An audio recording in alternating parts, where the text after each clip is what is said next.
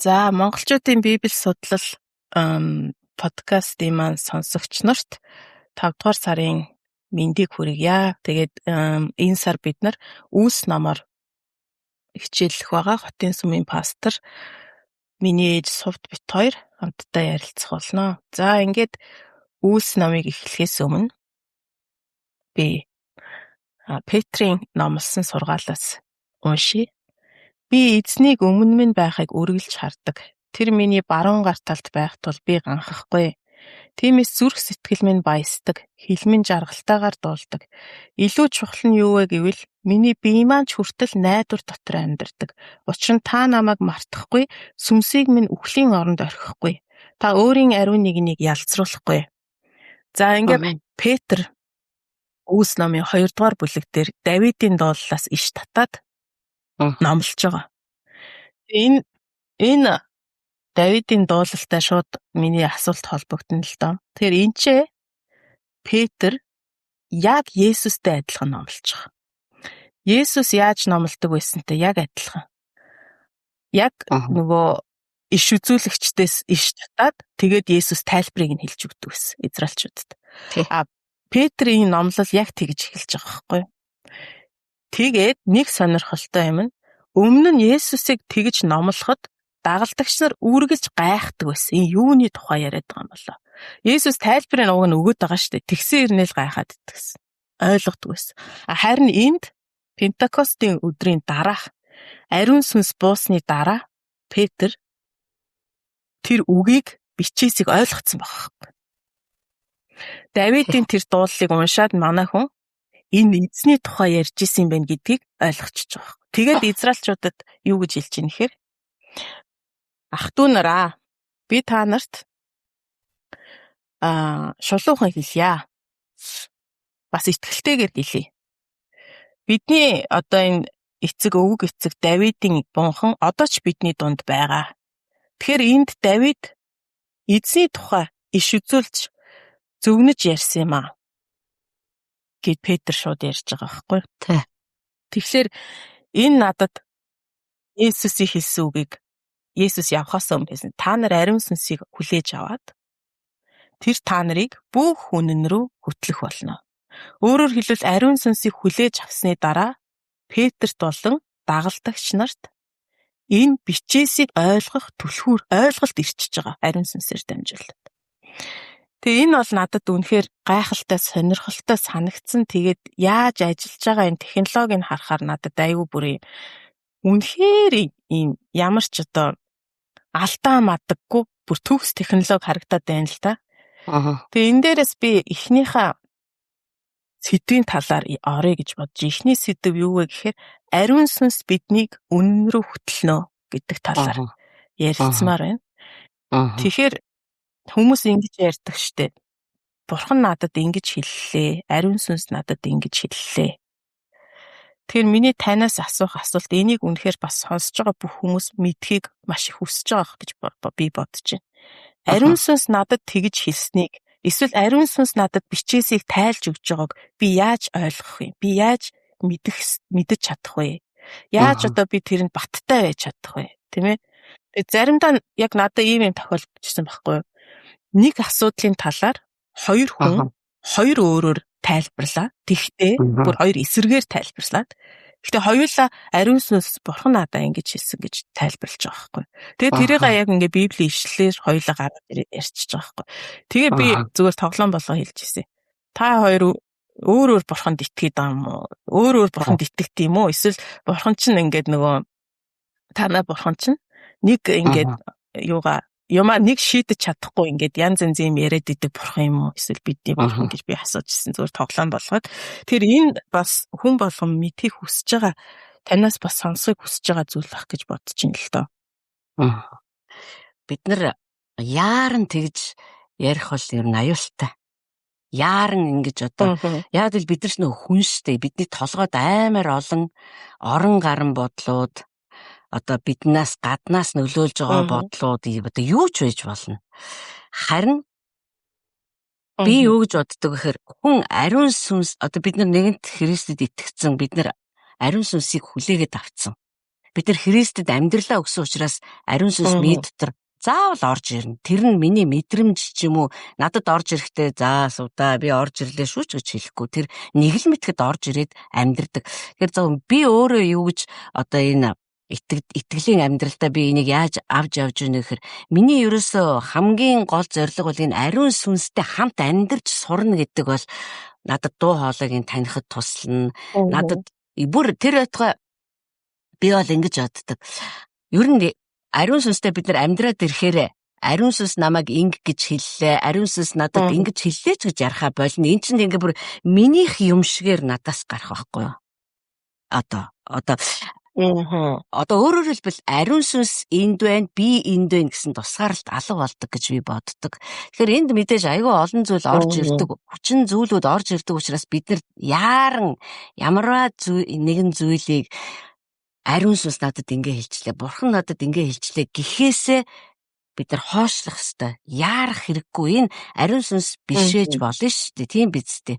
Тэгэхээр яг хөө мэдээж би ч гэсэн одоо олон удаа ариун сүнс биш зүгээр л би өөрөө бодцсон эсвэл хэн нэгэн хүн хийсэн эсвэл надад туйлын таалагдсан одоо ямар нэгэн санаа байж болно шүү. Тэрийгээ би бүр заавал ингээд нөгөө бурхнаас байгаасаа гэж аюу хүсэж байгаа учраас би бас энэ ариун сүнс надад ингэж хэллээ гэх. Тэгээ ариун сүнс ингэж хэллээ гэж би хэлээд тэр ариун сүнс хэлсэн гэсэн үг бас биш байхгүй. Тэгэхээр энд яг бид нар туйлын хянамгай хандах ёстой. Нэгдүгээрт, хоёрдугаарт миний түрүүний хэлсэнчлэн ариун сүнстэй цөмөр амьдарч суръя л да. Бид нар ингээд нэг тийм Монгол хүний одоо унган чанар байдаг юм уу яадгийг ерөөсө бараг л гэрээсээ гараад хаашаа явахаа мэдгүй морин дээрээ суугаад ташуураа далаагаад хаашаа чамаагүй гүүгээ явцдаг юм шиг бүр тийм санагдаг аахгүй. Өөрөөр хэлбэл тогтож сонсож сураагүй учраас ингээд айгүй олон тэнэж нисэж яваа бодлууд тий одоо юу ч хийж болно шүү дээ. Тухайн үед намайг өдөөж байгаа юм ч байж болно, асааж байгаа юм ч байж болно. Энийг нөгөө сүнстэй бид нар амьдарч сурах гэдэг үйл явцтайгаа холбохоос илүүгээр энэ бол ариун сүнс надад хэлчихлээ. Бид нар ингэж андуураад идэг. Тэгэхээр цөмөр ариун сүнстэй амьдрна гэж юу байдгийг энийг сурыг. Өөрөөр хэлбэл бурхантай өдөр бүрийн одоо амьдрал ерөөсөө ажил төрөл одоо надтай холбоотой бүхнийг хуваалцаж бурхантай хамт амьдарч сурах ёстой. Тэгвэл бид нар юутай ч андуурахгүйгээр дуу хоолойг сонсно. Тэгээд мөн бид нар бурханыг таньж эхэлнэ. Зан чанарын, шинж чанарын, замуудыг нь тэр яг яаж ярьдгийг, тэр яг яаж боддгийг бүр тэр байтугай. Хизээч бурхан бодлынхаа эсрэг ярихгүй. Яаж боддгийг. Тэгэхээр түүнийг ингэж өдөр бүрийнхээ амьдралд одоо таниад явж байхдаа чи өөр бодлыг шууд танина. За энэ бол бурхнаас биш. Яагаад гэвэл миний аав ингэж ярьдаггүй. Ариун сүнс яагаад ч ингэж хэлэхгүй. Тэгэхээр над руу ингэж ярихгүй гэдэг зүйлүүдийг нь мэдээд авчна гэдэг чинь ярьж байгаа зүйлийг нь танихад бас айгүй дөхөн болчихж байгаа. Тэгээ одоо чи сая ярьлаа штэ. Петрийг бид нар ингэж босоод ярина гэж бол төсөөлөхөөргүй л тийм нөхцөл байдал дор тэр Христийг өргөгдөд явхад үлдсэн шүү дээ. Хоосон тэнгэр ширтээ зогсож исэн дагалдагч нарын чинь нэг чинь Петр байсан шүү. Ямар их зөрчил, ямар их толгой тарих эргүүлсэн бодлууд бүр нэг ажлаа хиймээрч санагдаал явж загсаанч барьж үзээл тэгэл заастаа өнгөрсөн хамаг юм дуусаад мэдхгүй тэгэл дахин амилсан гэл нэг үзэгтгэл юм тэгснэ алга болчихвол юм бөө мэдгээл да загсаал барьдаг юм уу яадад өөр юу хийх юм. Үгүй эн чинь хүн байхгүй юу. Тэгээ ингээд тархин эргээ явж исэн Петр одоо юу вэ? Боссноо тийм ээ. Нөгөө иш үзүүлэг чинь бүр одоо ариун сүнсийг буухаас өмнө хүртэл Петр боссон шүү дээ. За бидний дунд Юдас байсан. Одоо Юдасыг орлох хэрэгтэй. Энэ бол иш үзүүлгийн дагуу юм. Энд чинь бүр сүнсийг хүлээж авахд бэлэн болсон хүний бүр үйлдэлүүд урдчлаад ухтаад гараад ирж байгаа. Яагаад гэвэл Христ тэднэлөө дахин амьсныхаа дараа ариун сүнсийг хүлээж авах одоо нөхцөлийг нь бүрэлдүүлээд тэднэрлөө дахин амьсан аймаараа үлээчихсэн. Тэгээд сүнс бууж ирсэн. Түүнээс бид нар Петрийн оронд байсан бол тий.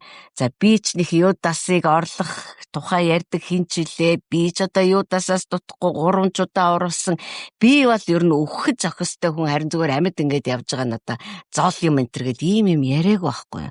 Тэгэхээр энэ ариун сүнс гэдэг чинь өөрөө бидний дотор давамгайлан орж ирэхэд бид нар түүнийг сонсно. Одоо тэгээ Есүс дагалдагч нартай хэлсэн ш та нар сүнс бууж ирэхээс нааш хаашаа ч тий хөдөл. Энд чинь ерөөсө байгаа газартаа бай, намайг сонс, намайг хүлээ гэсэн нэг юм маш итгэвтэй мөртлөө маш хүлээцтэй тийм үйлдэлийг биднээс шаардсан байгаа хгүй. Гэтэл бид нар одоо орчин үеийн итгэгч нар бид нар яаж зүгээр л нэг аятайхан санаа толгойд ороод ирэнгүүт эзэн надад ингэж хэллээ гэж зүгээр юуса хүүе чи хүүе гэж бурхан зогсоохын одоо завдал өгөхгүй л хаашаа чим гарч гүгээл эн тэнд очиод сүм тариал эсвэл одоо эн тэнд очиод өөр юм хийгээл ингээ тогтож суудгүй хүлээдэггүй ариун сүнсийг дэвчээртэй ажилуулдаггүй тийм хүмүүс чинь одоо яаж бид нар ингэж сүнстэй амьдарч сурах вэ? Тийм учраас бид нар би одоо юу гэж хэлэх гээд байна гэхээр бурхантай цөмөрөө амьдарч сурья. Түүнийг бид нар таних ёстой байхгүй юу? Хин юм бэ тэр яаж өөрийгөө илэрхийлээд идэгин тэр яг юу боддгийг одоо бид нарт одоо бодит одоо энэ цорын ганц үнэн материал нь байж штэ Библи гээд дээр нь ариун сүнс бидний дотор амьдарч байна. Яарч сандрахгүйгээр бид нар суралцъя л да. Тэгээд явж итэл чин тэртээ ариун сүнс бүр үнэхээр би л бодоод ч олохгүй бүр хүнч бодож олохгүй тийм арга замуудаараа над руу ярьж эхлэхэд би тэртээ танин энэ чинь яа харахгүй энэ бол бурхан байна. Тэгээд ч би ер нь тэгж боддөө ш. Үнэхээр бурхантай гүн гүнзгий алхдаг хүн бол тэгэл баруун сулгаагүй эзэн надад ингэж хэллээ ариун сүнс ингэж хэллээ гэж ярихгүй. Тэгж ярихгүй тэр үнэхээр юу хийхээ мэднэ. Тийм учраас зүгээр төвчээртэй суугаад бид нар сонсож сурах хэрэгтэй. Сонсож сураагүй л харгаа байгаадаа учраас одоо яах нь за би сонсож сураагүй байгаа юм байна. Тэгэхээр би сонсож сурья. Одоо энийг яаж хэлэх вэ гэхээр би чамайг сонсож сурахаас эхэлнэ. Чи намайг сонсож сурахаас эхэлнэ. Юрд айгүй ингээ. Сонсож сураагүй үнтэй ярихад ямар хэцүү вэ те? Айгүй хэцүү өгдөө шүү дээ. Ингийн практик. Тэгээд бидний ч гэсэн нөгөө энэ Библийн хичээл хийж байгаа ганц зорилго бол тэр шүү дээ те. Бид нар бурхныг яг яг өөрийнх нь мөн чанараар таньж мэдэхгүйгээр түүнтэй хамт алхах боломжгүй учраас тэр илчлэлтэд үндэслээд тэр илчлэлт ирсэн учраас миний хувьд бол би бурхныг таних ёстой юм байна. Энэ миний хийх ёстой хамгийн чухал юм энэ юм байна гэдгийг би ойлгосон учраас энэ ингээд өөрөө эхлээд би судлаад эхэлсэн л дээ. Тэгээд нэг пастрын хэлсэн үг байгаа хгүй.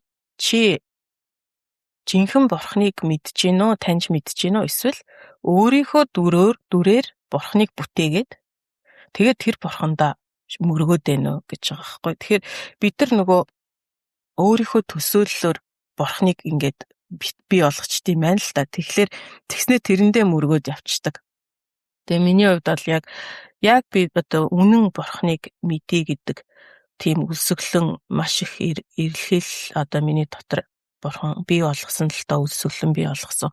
Учираас энэ одоо подкаст энэ төр хийсэн. Тэгээд сая таныг ярьж хахад надад яг түлхүүрэнд хэрэл санагдлаа л та. Бид нар одоо жишээлбэл би таныг мэдхгүйгээр хүн надад ирээд совдаа чамд тэгж хэлж илээ гэвэл би таныг хэрвээ би мэддэг хүн болгүй ээ. Яагаад ч ээж надад тийм хэлэхгүй гэд би ингээд мэдэн штэ тий. Тэгэхээр яг тэр нөгөө бурхан өөрөө ямар зан чанартай, ямар мөн чанартай, ямар төлөвлөгөөтэй, ямар одоо түүний тэр эцсийн төлөвлөгөө юу юм, Христээр хийгдсэн ажил нь юу юм, яагаад хийгдсэн, энэ бүгдийг ойлгох нь бид нар яг ариун сүнсийг сонсохыг түлхүүр юм байна л гэж надад санагдчихээн л та. Тэгээд Паул угаасаа хэлдэгч та нар тасралтгүй залбираа гэд тэ. Тэг мэдээж эрэг бид нар 24 цагаар ингээд одоо номхон суугаад залбирна гэж байхгүй. Миний бодлоор энэ бол тасралтгүй дотроо ариун сүнстэй ярилцах бүх зүйлсийн талаар бүх болж байгаа өдрүүдийнхаа талаар түүнийг сонсох. Зүгээр бид нар яриад байх нь бас гол нь биш шүү дээ нөгөө. Ингээд зүгээр л ариун сүнсний хөдөлгөөнийг хүлээх сонсох. Тэгэхээр түлхүүр нь энэ л юм шиг л одоо надад ойлгогдчихлаа л та. Бид нар эхлээд тэгээд бас ингэж байгаа шүү дээ, тэ. Ариун сүнс эцгээс сонссноо бидэрт ярьж өгдөг гэж байгаа шүү дээ, тэ. Тэгэхээр тэр өөрөө эцгийн одоо тэр нууцуудыг бидэрт нээж өгдөг байгаа байхгүй. Тэр тэгэл байх. Эцээцтэй бурхан эцэгтэй нөхөрлөх, түүнийг таньж мэдэх чинь бид нар ариун сүнсийг зөв сонсож сурах түлхүүр болчиход байна шүү дээ. Яг бид нар Бурхны төлөвлөгөө, бидний амьдрал зориулсан хүсэл, за түүний ёроол энэ бүхэн Библиэлд бичээстэй байгаа. Тэгэнгүүтээ Библиэлд бичсэн байгааг хүн унших нэг хэрэг. Энэ чинь яг ингэж явагддгийм байна гэд өдөр тутмынхаа амьдрал дээр амталж мэдэх чинь тэс өөр төвшин. Тэгэхээр одоо хүмүүс олон шалтгаанаар итгэл үнэмшлээ одоо сайн дураараа орхидог. Үгүй, би одоо дахиж тэр Есүс Христэд итгэхгүй.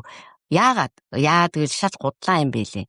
Пастор нь тэгсэн. Яагаад гэвэл манай сүмийн тэр эрэхтэй намайг гомдоосон, тэр эмэгтэй намайг гомдоосон. Яагаад гэвэл манай сүм миний явж исэн сүм дээр айгүй онцгүй байсан. Яагаад гэвэл энэ сүм ингэхгүй байсан. Яагаад хүн ийм сонин тийм ээ тэр үл үзэгддэг тэр сүнсээр оршдог тэр агуу бурхнаас ийм амархан нүүр буруулахад хүрээд байна. Тэгээд тэд нар бүгд нэг шалтгаантай. Тэрнээс олсон, энээс олсон, мөнгөгүй байсан, мөнгөтэй байсан, ажилгүй байсан, гуйсан чинь ажил өгөөгүй. Ер нь явж энэ бүх зүйл чинь хэрэг би бурхнаа таньж мэддэг бол энэ мэтийн хөнгөн одоо хуумгай үйлдэлүүдийг хийхгүй штэ. Би юу ч болж исэн. Одоо чи мэднэ. Манай гэр бүлийн туулсан замыг чи өөрөө мэднэ. Чи бид нар өөрсдөө хамтдаа энийг нулимстайгаар, уйлаантайгаар, баяртайгаар бүх цаг үед бид хамтдаа туулсан. Харин яагаад бид нар үхэн хатан энэ зам дээр зогсоод өнөөдөр хүмүүсээ цөмөрөө ийм сайн бурхантай бүр үнэхээр донтцсон юм шиг ойр дотн амьдрия гэдэг ингээ ятгаад сууж байна гэхээр түүнийг тэр бидэнд өөрийгөө таниулаад байгаа байхгүй. Таниулаад мэдүүлээд энэ ёроолийн ард зогсож байгаа би бол ийм юм. Энэ төлөвлөгөөний ард зогсож байгаа нэгэн бол би юм. Би бүр чамд бүр одоо нэг хүн битсэн байлээ бүр урдчилгаа төлбөр болгоод ариун сүнсийг чиний дотор бүр өгцсөн юм а. Бүр ирж яваа тэр их нүсэр далаацтай одоо тэр хаанчлалын амьдралд чинь зориулаад би бүр баталгааг нь өгцөн барьцаа болгоод Христ ариун сүнсийг чиний зүрхэнд одоо өгчихсэн юм а гэд тэр бурхныг бид нөгөө таньж мэддэг. Энэ танилт бол өдөр тутмын амьдрал дээр бүрэлддэг гэдгийг би бүр баттай хэлнэ. Бидний өдөр тутмын амьдрал бол хаана амьдарч байгаагаас хамаарат янз бүр байдаг бах. Жишээл би одоо Монголд амьдарч байна. Би хотод биш би шуунд амьдарч байна. Тэгэхээр хотоос нэлээд зайдуу учраас миний амьдралд бол оволцсон ийм их үйл явдал те одоо хотын хүнийг бодоход оволцоод байдаггүй. Гэхдээ яг тэр бурхан яг энэ нөхцөлд яг өөрийнхөө хүнтэй амьдарч яг амьдралыг хуваалцаад бас тэр өөрийгөө хуваалцаад ингээд амьдардаг учраас одоо ер нь бол миний бүх өлсгөлэн, миний бүх хүсэл, миний одоо хамаг дотоод тэмүүлэл гэх юм уу. Энэ бол юу вэ гэхээр зүгээр л тэр л бурхантай бүр үнэхээр амьдрсан шиг амьдрах юмсан, бүр тултал амьдрах юмсан хүн яаж бурхантай хамтарч амьдарч болдгийг одоо би тэрийг л үзмээр байна. Тийм учраас бурхнаа таньж мэдгүй хүн бол ямар ч шалтгаанаар түүний бэлдсэн бүхнээс тэр утга өөрөөс нь юмыг хаяад явах боломжтой танихгүй байгаа байхгүй юу. Зүгээр хин нэгнээс сонсцсон тий хин нэгнээс мэдээд авсан. Эсвэл зүгээр нэг Библи дээрээс онол мэт уншчихсан хүн чинь нөгөө бурхнаа өдөр тутмын амьдрал танихгүй байгаа учраас шал худлаа юм бэлээ. Тэгээ хүмүүс одоо хараа зүгээр л нэг хүнээс болоод, хоёр хүнээс болоод, эсвэл нэг пастраас болоод тийм амархан бууж өгч шít. Үгүй чи бурхан чинь амар том байхгүй юу? Тийм том бурхан. Тэгээ ер нь бол Үйлс нам надад одоо яг бидний амьдарч байгаа үеийг одоо харуулж байна гэж би боддог. Нөгөө ямар талаараа гэхээр нөгөө ариун сүнсний эзлэлт гэдэг талаараа. Бид нар ч одоо ариун сүнсийг тоохгүй нэг хэсэг явсан шүү дээ. Ер нь бол Христийн бие өнөөдөр Монголын Христэд итгэгч нар бол үнэхээр туйлдсан, цөхөрсөн ариун сүнсгүйгээр амьдрал юу болдгийм бэ гэдгийг бид нар одоо бүр зүгээр бүх талбар дээр амсаа сууж байна. Харин сэргэлт дахиад ирж байна. Өөрөөр хэлбэл хүмүүс ариун сүнстэй амьдарч сурах ёстой юм байна гэдэг одоо тэр гэгэрлийг одоо олж авч байна. Тийм учраас энэ үе бол амар чухал. Учир нь ариун сүнсний амин чухал ач холбогдол илүү гарч ирж байгаа. Ариун сүнс одоо ерөөсөө өөрөөр хэлэх юм бол гол тоглогч болж байна л да. Одоо яг энэ Үлс номын гол дүр хин юм бэ? Үе ердөө ариун сүнс шүү дээ. Паул, Петр гэ байгаа ч гэсэндээ яг гол дүр нь хин ихэр ариун сүнс байгаа. Тэгэхээр өнөөдрийн энэ үе бол 2000 жилийн туршид алдаж, онож, өгсөж, уруудаж авсан өөрийнх нь ариун хүмүүсийг одоо ариун сүнс жинхэнэ утгаараа дүүргэж аваад за тэгээ одоо өстө жинхэнэ утгаараа юу болох юм? Одоо тэгээ тэр ажиллагаанууд л хийгдэн гэж би харж байгаа, хүлээж байгаа. Одоо сүмүүдэд зөвхөн Монголд ч ихгүй барууны сүмүүдэд ч гэсэн ийм нэг хоёр туйл яваад байна л да. Нэг болохоор одоо бүр хит хуйлчилсан гэх юм уу да. Одоо би бинийгээ бол маш нарийн шүүлтэй шүүдэг. Тэгээд тэрийг болохоор юу гэж тайлбарлаж байна гэхээр одоо хайр дотор үннийг хэлж гинэ гэж тайлбарлаж байгаа. Тэгэл ерөөсөө тэр би биенийхээ хүн болгоны л идэж уух одоо бүр ингэж байгаа байхгүй бүр яг боддог. Энэ нөгөө кек идээд нэг их айгүй их кек идээдсэн чинь сүмийнх нь итгэгч наадах чинь ингээд муу ярин сүнсний юу одоо гимштэй одоо чи би чамд хайраар үннийг хэлж гинэ. Энэ ингэж одоо чи болохгүй наа чи гим гээд ингээд яг би хэлж байгааг сонсч ирсэн байхгүй. Тэгээд нөгөө хэсэг нь яасан гэхээр бүр задгарцсан. Бүр нөгөө үннийг хэлж таацсан. Тэгээд тэр сүмийнх нь хүмүүс завхаараад, бүр заваараад, бүр юу ч болж исэн. Пастор нь юус тэрийг хэлэхгүй. Ингээл залбирал нөгөө хүнийг бурхан чамааг уучлсан ингээл урамшуулаад явж идэв. Тэгээд энэ хайр дотор үннийг хэлэх ариун сүнс бид нартай ярихад би өөрийнхөө туршлагаас танд жишээлбэл ярил л да. Надад ариун сүнс үгээ хэлэхэд тэр үг намайг шууд бурхантай ойртуулдаг. Хизээч миний дотор тийм бурханаас бурханы түлхсэн тийм реакцийг үүсгэдэг. Эсвэл тийм өвдсөн одоо нэг ёо гэсэн нэг юм ямар нэгэн тийм ёо энэ бурхан ямар ядаргаатай юм бэ гэсэн тийм мэдрэмжийг ерөөсөө өгдөг. Харин ариун сүнсний тэр үнэн ирэхэд хичнээн тэр нь хатуу байсан ч гэсэн намайг шууд бурхан руу ойртуулдаг. Шууд гимшил рүү ойртуулдаг. Тэгээд би шууд бурхантай илүү ойртож байгаагаа мэдэрдэг. Түүнээс холдох биш. Тэгэхээр миний хувьд яг ариун сүнсийг би одоо таньдаг нэг одоо шинж тэмдэг тэр байдаг байхгүй яг тэр ариун сүнсний үг надад ирэхэд шууд надад нөгөө нэгдүгээр бурхантай ойртдог, хоёрдугаарт би амар их чөлөөтэй болчдөг. Нөгөө ямар ч юм гомдол одоо ямар ч тийм өвдөлт юу байдгийг тэр байсан юмнууд шууд байхгүй болчдөг. Тийм хүн дарамт байхгүй болчдөг. Амар юм эрх чөлөөтэй айгүй баяр хөөртэй нөхцөл байдал бас хэвээрээ байгаа штэ. Тэгээд дээрэс нь би ингээд шууд хичнээн тэр үг хатуу үг байсан ч хичнээн тэр үг миний одоо бурууг ингэж харуулж байгаа ч гэсэндээ үр дүн нь надад тэгж ирдэг учраас би миний хувьд тэрүүгээр таньдаг байхгүй. Тэгээд ариун сүнс та нарт бүх үннийг илчилнэ гэдэг энэ ойлголт ер нь одоо таны бодлоор бол энэ одоо хоёр туйлширсан магадгүй бидний зарим нь энэ туйлшрал донд орооцолдсон ч нэгээ учир зүггүй л үннийг хэлдэг хүн нэг л их үннээр одоо хайр дотор үннийг ярьдаг хүн шүүгээд эсвэл бүр нөгөө тал руугаа ингээд туйлширсан тий. Тэгэхээр энэ ариун сүнсний үннийг илчилдэг энэ процесс таны хувьд бас ямар одоо байдаг вэ? Таны хувьд яг энийг юу гэж хардаг вэ? Одоо энэ бол бас ялангуяа одоо бид нэр сүм чуулганыг удирдаад өөрөөр хэлбэл бат хэсэг бүлэг хүмүүсийг удирдаад одоо тэр хүмүүсийн амьдралын төлөө хариуцлага үүрээд явж байгаа бидний хувьд бол үнэхээр заримдаа толгойн өвчин бараг зүрхний шаналл болдог л доо. Хэлэхүү болох уу.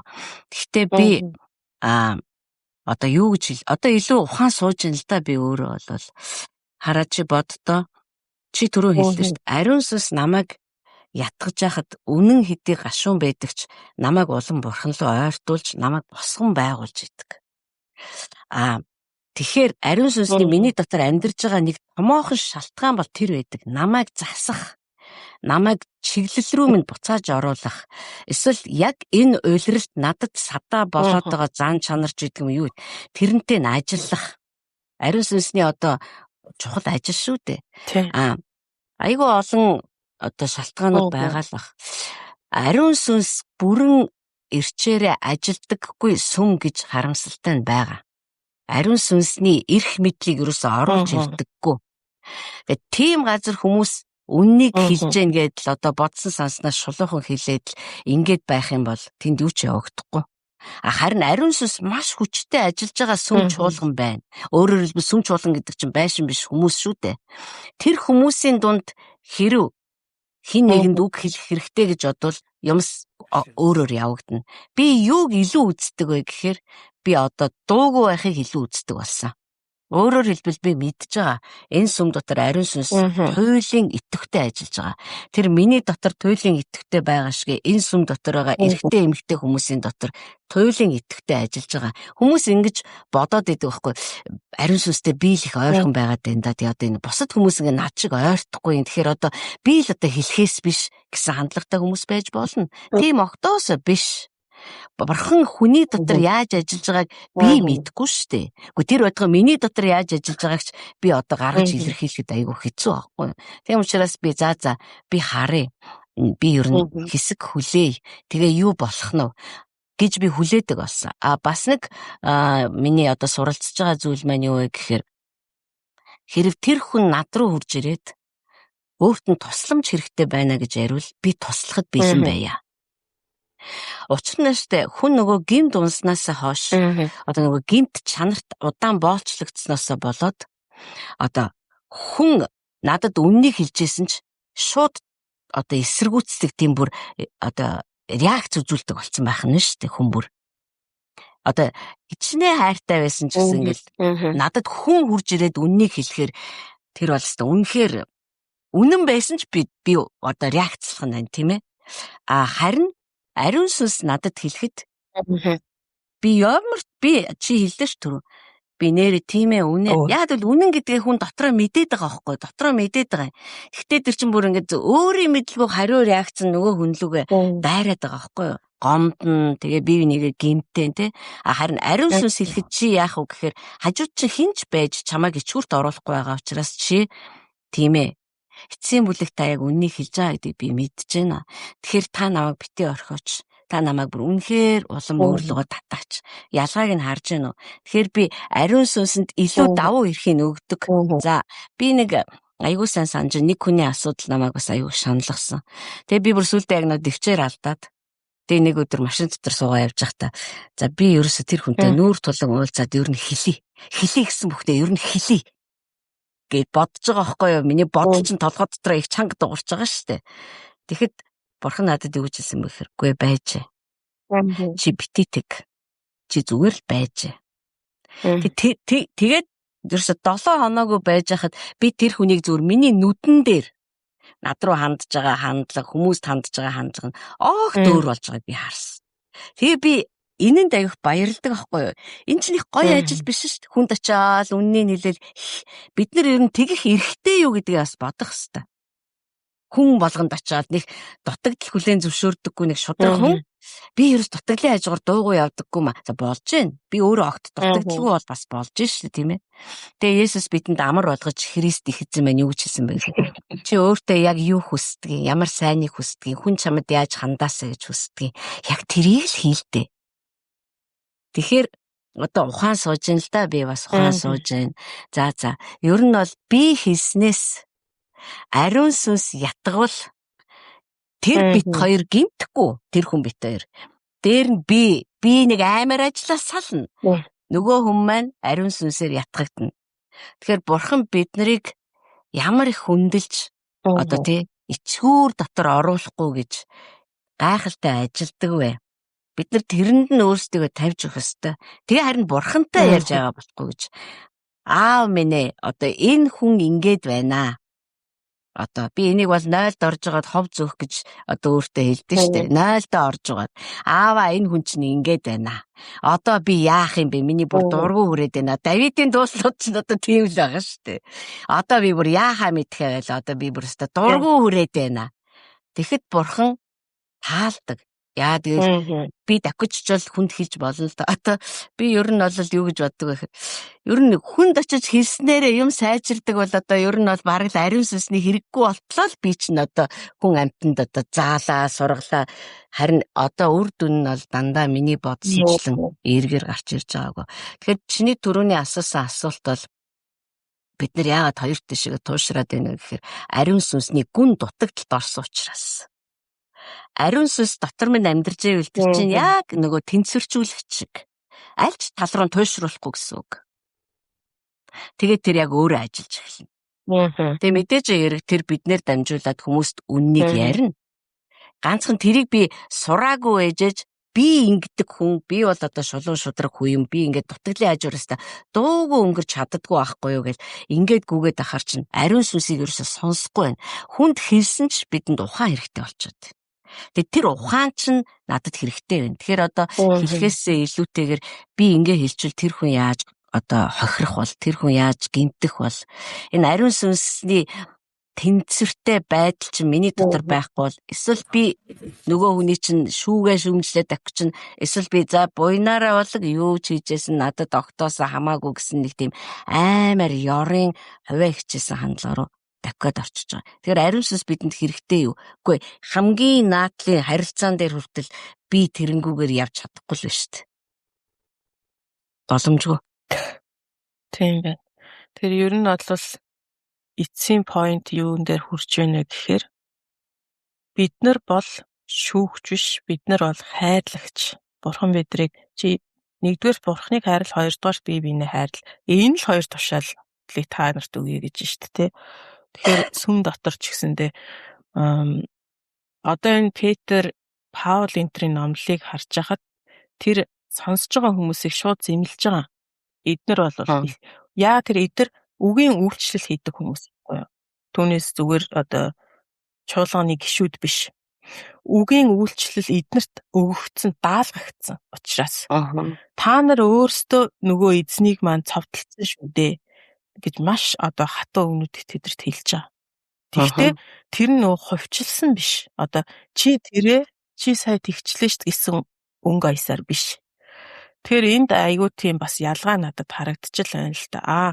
Бид нар бол үгийн үйлчлэлийг хүлээж авсан одоо тэр хүмүүс биш, бид нар чинь тэр гишүүд биш үү те, бидэрт өөр үйлчлэл өгөгдсөн. Тэгвэл бидний хувьд бол миний одоо ойлгож байгаа, харж байгаагаар бол биднэрт хайрлах нь л өгөгдсөн юм байна. Тайлбарлах нь. Нэг маань одоо үнний үгийг сонсоод тэр дотор өөр дотроо өгч байхад тэрийг бид нар зөвхөн хайрлаж, тэнхрүүлж, хамт байх нь биднэрт өгөгдсөн юм байна. Засаж залруулах нь, шүүх нь бол бурхны ажил.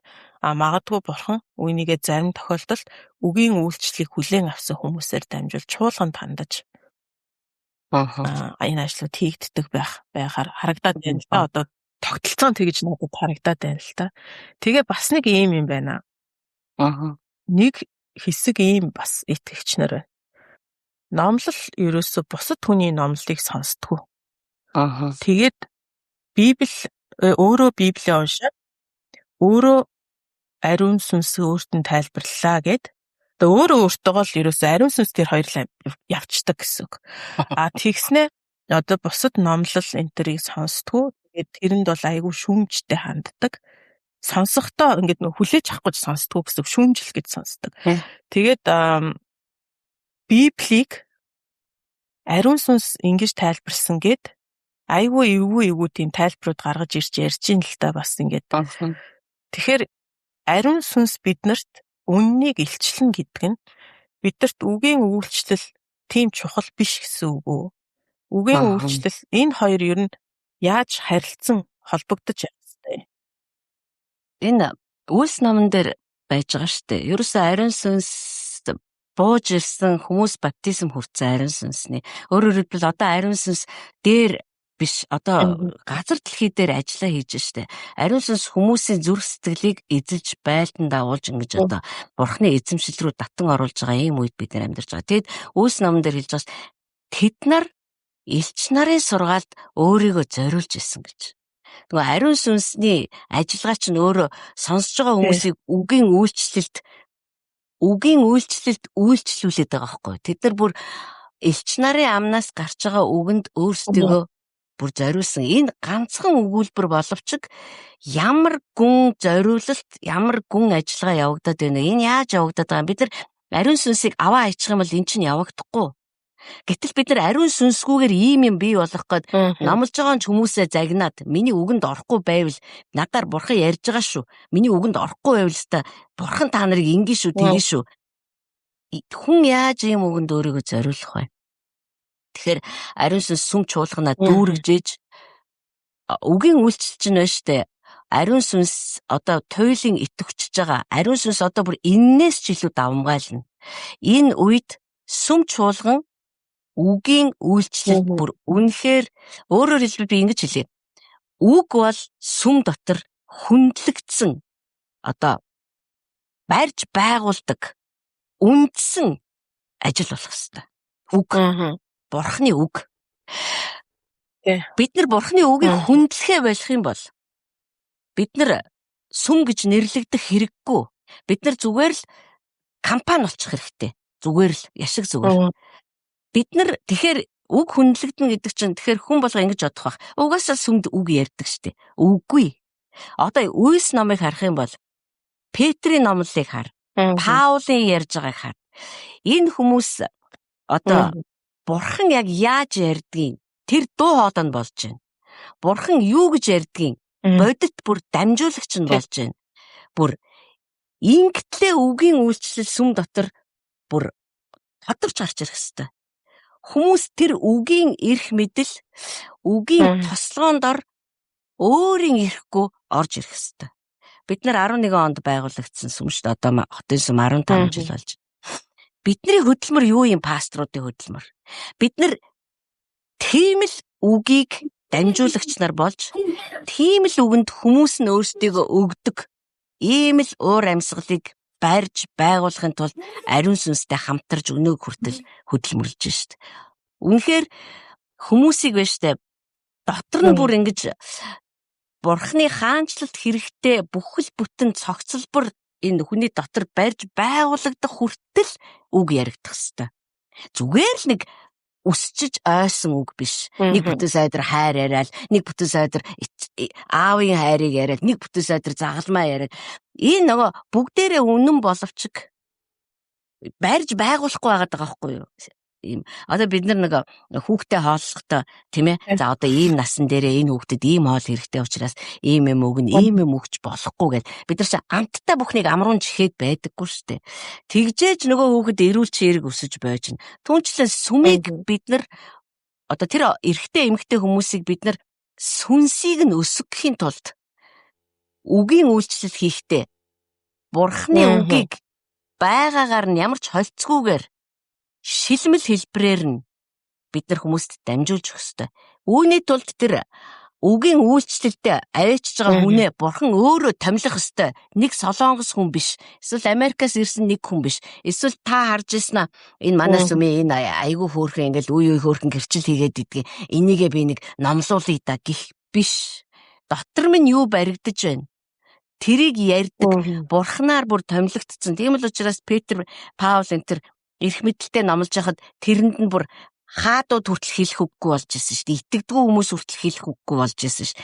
Тэг бурхан үгийн үйлчлэл сүм дотор одоо үндсэн ажил нь болоод эхлэхийн цагт тэнд орж ирсэн итгэдэггүй хүн хүртэл тэр ярьж байгаа үгэнд зүгээр л мөргөн. Яагаад гэвэл тэр чинь үл үзэгдэх эрх мэдэл тэнд ажиллаад байна шүү. Тэгэхээр одоо өнөөдрийн бидний зовлон юу вэ гэхээр дахиад нөгөө бурхантай амьдрдаггүй зовлон байгаад. Амьдрж мэддэггүй. Тэгсэн мөртлөө энэ тэндээс номлол хуулбарлаж аваад эсвэл одоо тухай бичсэн номыг нь уншичаал тэгэл энэ ч одоо яг зүгээр сайхан мэдээлэл дамжуулж ийн гэсэн. Тэгвэл хүний аим сайхан мэдээллээр биечихгүй. Хүний аим тэнгихгүй. Хүний аим одоо бүр үгээрээ амьдраад амьдрсан амьдралаасаа үгээ ярьж байгаа тэр үгийн үйлчлэгч нарын амнаас гарч байгаа Бурхны үгээр хэлбэрч байна. Бид нар хэрэг тэгж чаддгүй юм бол бид нар энэ аюултай юмар тоглож юусоо болохгүй. Би одоо эмэгтэй хүн ийм үйлчлэл хийх ирэхгүй гэж би хэд удаа сонсч байсан. Би надад тэрийг сонсоход бол таатай биш байдаг байсан. Харин одоо би юу гэж итгэдэг вэ гэхээр тэр надад бэлэг авьяасыг өгсөн. Би энэ бэлэг авьяасыг зүгээр би эмэгтэй учраас би тэрийг дараад нуугаад байх ёсгүй. Энэ бэлэг авьяасыг би чинээнд нь тултал хэрэглээд надад хэдэн динар зоос өгсөн. Тэрийг нь би хэд дахин үржүүлээд би өөрийнхөө эзнийг эрэхт нь гардуулж өгнө. Энэ надад өгсөн ажил. Би үүнээс өөр юм хийж чадахгүй. Би үүнээс өөр юм хийхийг ч хүсэхгүй байна. Үгийн үйлчлэл бол үнэхээр сүмийг барьж байгуулах үндсэн ажил нь. Тэгээд ариун сүнсний ажилтай нийлээд ирэхээр сүм дотор үг ба сүнсний сэргэлт бий болно.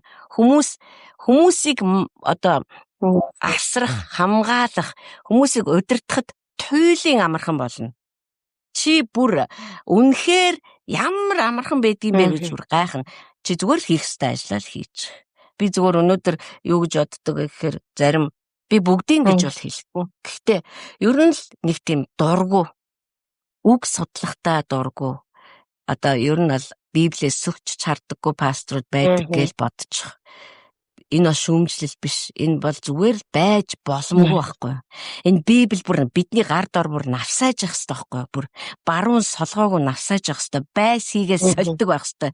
Байнгын хэрэглээ байх хэрэгтэй. Тийм учраас би өглөө сэрлээ. Миний ажил ерөөсө тэгэл эхэлдэг. Би өдөржингөө Библи уншиж суудаггүй. Яагаад гэвэл надад өөр зөндөө ажил байдаг учраас. Гэхдээ энэ өдөр бол эзний үгээр эхлэх ёстой. Миний аав над руу ярих ёстой байхгүй да өөрөөр хэлбэл. Би түүний өмнө суух ёстой. Үзэг дэвтрээ бариад би түүний өмнө суух ёстой. Би бичиж авах ёстой. Зөвхөн өнөөдөр яаж амьдрахын тулд биш. Зүгээр л миний хоол ахгүй дэр чи. Би түүний хоолыг идэх ёстой. Бас зөвхөн хүмүүсийн төлөө биш. Энд чи ерөөсө хүмүүсийн ч төлөө, миний ч төлөө бүх мэдээ одоо ямар ч их ач холбогдолтой юм бол хэлж мэдэхгүй байна. Тэгэхээр би зүгээр л надад хүмүүст би өөр хэлмээр санагддаг. Пасторудаа удирдагч нараа бид нар аюултай ажил хийдэг хүмүүсээ. Аюултай гэдэг нь ямар утгаараа вэ гэхээр хэрэг бид нар хийж байгаа ажилдаа хөнгөн хумгаа хандах юм бол эн чинь бидний амьдрал бид нар юу ярьж исэн үг нэг бүрээрээ бид нар дахиад тэгэл түүний өмнө шүүгдэнэ. Тийм учраас бид нар тэр намайг биштэй өдөр болгон дасгалжуулах ёстой, дадлагжуулах ёстой. Тэр үгийн үйлчлэлд намайг өдөр болгон сурах ёстой. Би хизээч амар мундаг болтлоо энэ үгийн үйлчлэлд одоо яахгүй. Банк суралцаар л байна гэсэн. Үйлс ном бол үгийн үйлчлэлийн хүч чадал, эрх мэдэл, ариун сүнсний тослогоо Есүс Христ гэдэг ганцхан хүн дээр ажиллаж исэн бол одоо хараач та нар нэр нь мэдэгдэхгүй байсан үе түмэн эрэгтэй эмэгтэй хүмүүс дээр яаж ажиллаж байгааг хараач гэж яг бурхан гайхуулж байгаа юм шиг. Ийм л ном байгаа байхгүй юу? Та нар хараач. Тэгэхээр миний эзэн Есүс Христ чинь 3 жил хагасын туршид 12 хүнийг бэлдэхдээ 3 жил хагас штэ. Нэг Библийн сургуулийг сурах жилэл эзтэй. Дээд сургуулийн сурагчид 4 гэж үзэн. Гэтэл Есүс тэр хүмүүсээ тултал нь бэлдсэн. Тэгээ явхдаа тэр санаа зовоог. Одоо яана эдний байж байгаа цариг. Петр метр нь урууж мураа бас нүдний булаа болж байна. Тэр тэгээгүй. Яагаад гэвэл тэр өөрийнх нь хийсэн ажлыг ариун сүнс гайхалтайгаар энэ хүмүүсийг дотор гүйцэлдүүлнэ гэж Есүс Христ хүртэл ариун сүнсэнд бүр туйлын найдаж амьдрсан. Гэтэл одоо бид нар бүр ариун сүнсээр амьдрахгүй болтлоо тэгж амар пэдисэн л байгаа байхгүй юу. Тэгэхээр ариун сүнс болтгсон бол ариун сүнс үнэхээр хүмүүс зүрх сэтгэлээ зүгээр бэлгэж өгөөсэй. Зүгээр ороо та ор намайг эзэл одоо цөмөр нэг бурхантай амьдрахыг үзье л даанчтэй. Олон жил ярьлаа, олон жил одоо мэдэм хийрлээ бид нар. Тийм учраас би бол ариун сүнсний шүтэн бишрэгч. Тэр утгаараа үйлс ном бол үнэхээр гайхалтай. Тэгээд Петр чи түрүү хэллээ шүү дээ. Тэрний хариулт болгоод Петр одоо газраа зарчаад мөнгөний дутуу авчирч өгсөн Анания Сапфир гэдэг эхнэр нөхөр хоёрын тухай гардаг. Тэгээ тэр одоо итгэдэггүй хүмүүс харах юм бол баг Петр загнаад газар дээр алчиж байгаа юм шиг. Тэгэхэд байна штэ. Тэр ямар зураглалыг надад харуулдаг вэ гэхээр ариун сүнс сүмээ дүүргэж эхлэхэд тэн дотор худал хуурам бол зүгээр газар дээр амьсгаа хурааж байгаа байхгүй. Ямар ч хөгжих боломжгүй. Тэрийг тэр хоёр хүн мэдээгүй харин. Ариун сүнсийг үнэлж мэдээгүй. Тэд нар хэрвээ ариун сүнсийг үнэлж мэддэгсэн бол Петр хэлдэж үгүй та хоёр зүгээр л бит хоёр одоо сая доллараар зарсан юм а бит хоёрт 500 хэрэгтэй байгаа учраас 500 мянган доллараар бит хоёр аваад ирж байна гэд үннээ хэлвэл яахчгүй шүү дээ гэж. Тэгэхээр ариун сүнс нутгалж байгаа газарт худал хуурмаг гэж юм тогтохгүй байгаа байхгүй. Тийм учраас энэ бол бидний одоо хүсэн хүлээж байгаа үр дүн мөн сүм доторч тэр өөрсдийнхөө амьдрал дээр ч гэсэн ялгаа авахгүй ш. Тийм учраас Петр өөрөө нөгөө ариун сүнсний ажиллагааг аягүй сайн мэддэг болохоор зоригтой хэлсэн байхгүй. Чи яагаад худлаа? Чи надад худлаа яриад ингэ бодоод байгаа юм уу? Чи ариун сүнсэнд худлаа яриад штэ. Заримдаа би чи зарим нэг хүнд үр тэгж хэлмээр санагддээ ш. Үгүй чи дээр яриаг бурхан сонсоод байгаа ш. Тэгээ одоо зүгээр үтэжийг улаан цаа миний өөдөөс харчаа худлаа яриа суугаад ах юм. Би тэгж хэлдгүү л дээ. Гэхдээ би бүр үнэхээр гайхдаг. Энд чи юуг хэлчихэж байгаа юм? Ариун сүнстэй хамт амьдраагүй байна. Бурханаас айж ичнэ гэж юм бүр алга байна. Тэр намайг сонсож байгаа. Чи тэр яриаг ч гэсэн сонсож байгаа. Тэгээ бид нар түүний өмнө зүгээр л нүцгэн бөгөөд ил болоо гэдэг ч л байж шít. Тэгээ энээс л эхлэе л та цөмөрөө. Би биэндээ худал яриха болоо. Паул хэлсэн баа шít. Би бүр зарим нэг худал ярьдаг зуршилтай хүнтэй яриа сууж байхдаа үгүй энэ одоо ямар айдгүй болоо. Яриад байх юм өөдөөс хараад худлаа яриад байх юм. Тэгээ одоо намайг бас тэр худлаа яриад байгааг нь мэдэхгүйгээ бодоод худлаа яриа суугаад байгаа байхгүй. Гайхалтай үнэхээр. Тэгэхээр үгийн үйлчлэл одоо сүмүүдэд жишээлбэл бас зөвхөн магтаалт суудаг хүмүүс байдаг л да. Магтаалт нь сууж байгаараа хэлждэг тий. Тэгэхээр өнөөдөр биднийг бас энэ үлс ном харуулж ийн л да. Үгийн үйлчлэл, үгийг сонсох тэр ажлаа бид нэр хийхгүйгээр угаасаа би ариун сүнстэй харьцаад Библийг өөрөө уншаад өөрөө ойлгоо явчихтیں۔ Ингээд магтаалт нь суучаад яваад байх чинь буруу байх нь шүү дээ. Тэгэхээр бид нар өөрсдөө тэр үгийн үйлчлэлийг биднэрт хийж байгаа тэр өгөгдөж байгаа үгийг өөрсдөө бүр шинтэн бүр тэрүүгээр амьдрах байгаа юм шиг тэр хоолоо олж идэж байгаа юм шиг тэр үгэнд өөрсдөө зориулах хэрэгтэй байх нь шүү дээ. А тэгээд тэр чинь тэр үг одоо номлогдож байгаа үгийг сонсоод тэгээд тэр чинь ариун сүнс миний дотор тэр үгийг ажилуулах нь шүү дээ. Ажиллаад эхлэх нь шүү дээ. Тэгээд тэр чинь дараагийн илэрхийллүүд яг надад хандсан илчлэлтүүд чинь ариун сүнсээр ингээд арвижаад өгөгдөд явагдсан юм шүү дээ. Тэгэхээр үгийн үйлчлэлийг бол бид нар яасан ч үлтээж болохгүй бид нар. Хэрэггүй байсан бол юу гэж бурхан бид тийм юу гаргаж ирэх вэ тийм ээ? Тийм загвар гаргаж ирэхгүй шүү дээ. Тэр чинь амин чухал учраас л бурхан тэр загварыг гаргаж ирж байгаа. Тэгэлгүй яах вэ? Тэгээд Анания Сафир хоёрын талаар би угаасаа ярих гэж ирсэн. Тэгэхээр энэ Үлс номон дээр өргөлийн талаар надад бүр ястай маш сонирхолтой санагдаж байна. За би танд эндээс уншсан надад сонирхолтой санагдсан одоо тэр чухал гол түлхүүр үйл явдлуудыг ингээд хуваалцъя зохиосон дуртай. Тэгэхээр эхлээд ингэж байгаа юм. Одоо элч нарын үгийг сонсоод итгэгч нарын тоо нэмэгдээд одоо Христэд итгэдэг хүмүүсийн ийм бүлэг үүсэж байгаа юм. Одоо нэг цугларалт тийм ээ чуулган үүсэж байгаа. За тэгсэн чинь бүх хүн яага бүхнээ зараад газраа зараад өөрөөр хэлбэл бүх амжиргаагаа зараад ямар ч юу ч ирээдүйд нөөцлөхгүй. Бүх хадгаламжаа банкнаас аваад элч нарыг бүлд авчирч өгөө гэж байгаа. За тэр цугларсан бүх хөрөнгийг элч нар яасан бэ гэхээр нөгөө хүмүүсийн хэрэгцээнийхэн дагуу тэгш хуваарлсан хүн болгонд. Ингээд тэдний дунд дутагдж гацчих хүн нэгч байсангүй гэж. Нэгч хүн байхгүй. За тэгээ байжсэн Анания Сафир гэд хоёр хүн эхнэр гарч ирээд.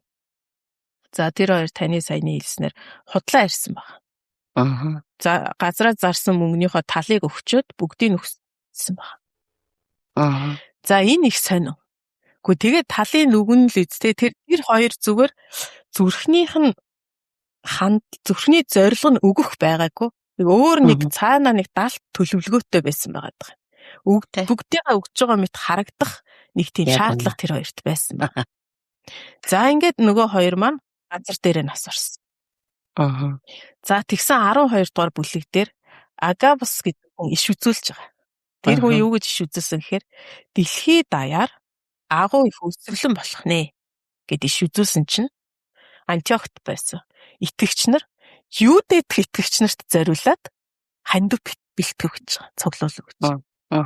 Сонирн байгаа. Одоо ингээд логикоор бод. Дэлхий даяар өсөглөн болох нь гэхээр хүмүүс чи өөрийнхөө сүмийг эхлээд ингээд цуглуулна үсттэй. За өсөглөн болоход бид нар өөрсдийнхөө сүмд өөрсдөө эхлээд үзлэн штэ. Тэгсэн чинь Юудэд сүмийн итгэгч нарт зориулаад тэд нар хандив илгээв гэж байгаа. Бэлтгэв гэж. За энэ өгөх гэдэг энэ нэг үйл үг байна. Энэ одоо сүнсний хөдөлгөөн явагдчихэв. Бүр өгөх хөдөлгөөн гэж би нэрлэмээр байна. Энэ ариун сүнсээр өрнөсөн итгэгчдийн донд өгөх хөдөлгөөн явагдчих. Энэ дотор бид нар юуг нь архигдуулаад байна? Бидний донд өнөөдөр яагаад дутагдж ачигдж байгаа хүмүүсийн тоо өдрөөс өдөрт нэмэгдээд байна вэ?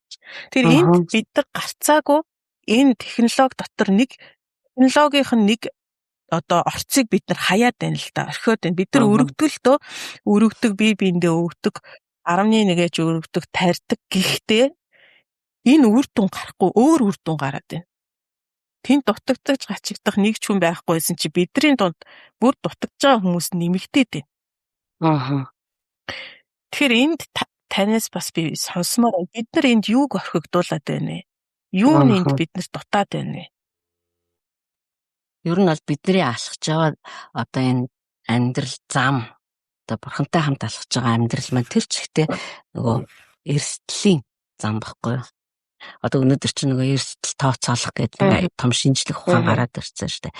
Эрсдэл юу гэж тооцоолдог вэ гэхээр одоо та ингэчих юм бол ийм байдалд орчин тэгчих юм бол одоо та өөрт байгаагаа өгчих юм бол өөрөө бас хоосон хоцорчин энэ гэж мэгэл эрсдлийн тооцоол ингэдэг. Тэгээ энэ үзэл санаа бол биднийг маш их одоо тэжээж байна л да. Маш их тэжээж байна. Тэгээд эрсдлийн энэ үзэл санаа нэвч ингээд ирэхээр бид нар яаж яах гэхээр бурханд итгэхээсээ илүүгээр байгаа юмдаа итгэдэг болж эхэлж штэ. Тэгээ нөгөө одоо эдийн засгийн байдал улам муудаад байна гингүүт би миний эрсдэлд орох одоо хэмжээ маань ихсээд байгаа учраас би өөрийгөө эрсдлээс хамгаална. Тэгээ нэг нийлэнхүүдээ итгэгч нарын донд тийм сэтгэлгээ тархсан байна. Энд чинь би бол энийг юу гэж боддог вэ гэхээр одоо нийгэм чи өөрөө нөгөө сүм рүү аюух хүчтэй нэвтэрж орж ирж байгаа байхгүй юу? Нийгмийн айдас, нийгмийн одоо нийгэмд амьдарж байгаа хүмүүсийн эрсдлээс өөрийгөө хамгаалах гэсэн одоо өөрийгөө хамгаалах хамгаалалтын систем энэ чи одоо байгаа шүү дээ тийм чинь тийм ээ. Бид нар бол тийм системээр амьдардаг хүмүүс бишээ гэж яриад байсан чинь сүм рүү ороод ирсэн учраас итгэгч нар бид нар яг тэднэр шиг адилхан бодос сэтгээд өөртөө хурааж эхэлсэн. Ер нь бол чи тэр ярьж байгаа зүйлсүүдээс за сүм чуулгануудад үгийн үйлчлэл юм байна, өргөл мөргөлч юм байна гэж ярьж хахад хэрэг бид нар Библийг уншдагсан бол Библиэлд тийм загвар огтосоо байхгүй байгаа. Библиэлд одоо Магдалины баг нь магтаж дуулж ирсэн үгийн цаг эхлэнгүүд бүгдээрээ хөгжмөө орхиод өрөөндөө очиод хоол захиалаад сууж яадаг тийм загвар Библиэлд байхгүй юу? Өглөг дээр ч ялгаа авахгүй, өргөл дээр ч ялгаа авахгүй. Бид нар энэ Библи чи яах гэж биднэрт өгсөн? Ийм загвар байгаамаа гэж биднэрт өгсөн. Тэгээ биднэрт туслахын тулд ариун сүнс дотор минь амьдарч байна. Ариун сүнс бараг заримдаа би боддог байхгүй. Ятгахсаар хагаад бурхан ядрахгүй л дээ. Тэгээ бүр ятгахсаар хагаад бүр яадаг болоод тэр одоо бүр тий. Бүр ерөөсөө үгэнд нь ордгоо бид нар. Гүй тэгээ би өөрөө яах юм бэ? Би өөрөө тэг юу ч гоцрох гээд байна шүү дээ. Гүй одоо би чинь айгүй эрүүл ухаантай байх хэрэгтэй. Би айгүй тийм одоо прагматик байх хэрэгтэй шүү дээ. Би чи юмд эрүүл саруул хандах хэрэгтэй шүү дээ гэл ингээд аль зайгаар нь тэр ариун сүнс чи орж ирэх юм бэ? Тэгээд яг энэ сэтгэлгээ чинь бид нарыг улмал дороотуулаад байгаа байхгүй юу? Улам их дороотуулж. Тэгээ ер нь Библиэлд гэхдээ Израиль үндэстний түүхэнд ч гэсэндээ ийм одоо санхүүгийн гүн дороотол үүнээс үүдээд одоо хүмүүсийн хоорондын асуудлууд энэ төр маш их нэмэгдэжсэн. Тэгээ бурхан бүр яалтчгүй гүн орж одоо нөгөө сэргэлтийн ажлуудаа хийх ёстой болсон. Тийм үеуд байгаа. Нехемия ном дээрж гарч байгаа, Эзра дээрж гарч байгаа. За тэгэл Бабилон, Ассирийн хаанчлалын үед ч гэсэн одоо Израиль Юдагийн хаадууд хаанчилж явах үед ч гэсэндээ яг ийм одоо өнөөдрийн биднэртэй тулаад байгаа шиг ийм асуудал гарч ирж байна. Тэгэхээр юунда байна гэхээр Ариун сүнс миний дотор ажиллаж байна. Гэхдээ ариун сүнс штэ бидний зөвхөн одоо зүрх сэтгэлийг цэвэршүүлээ зогсохгүй бидний оюун санааг өөрөөр боддог болгох ёстой штэ. Өөрөөр боддог болох ёстой байхгүй бид нар. Тэгээ өөрөөр бодохгүй байгаа учраас бид нар бурхан надад чи өгөө гэхэд нь өөдөөс нь гайхаад байгаа байхгүй. Би өгөхөр би яах юм бэ? Би юу ч эсвэл би надад өгөх юм юу ч байхгүй штэ. Гэхдээ та ч одоо өсөглөн болно гэдэг ах чи би өөртөө жоохон би та мэдэн штэ би ч одоо өчнөө олон хүүхэдтэй штэ.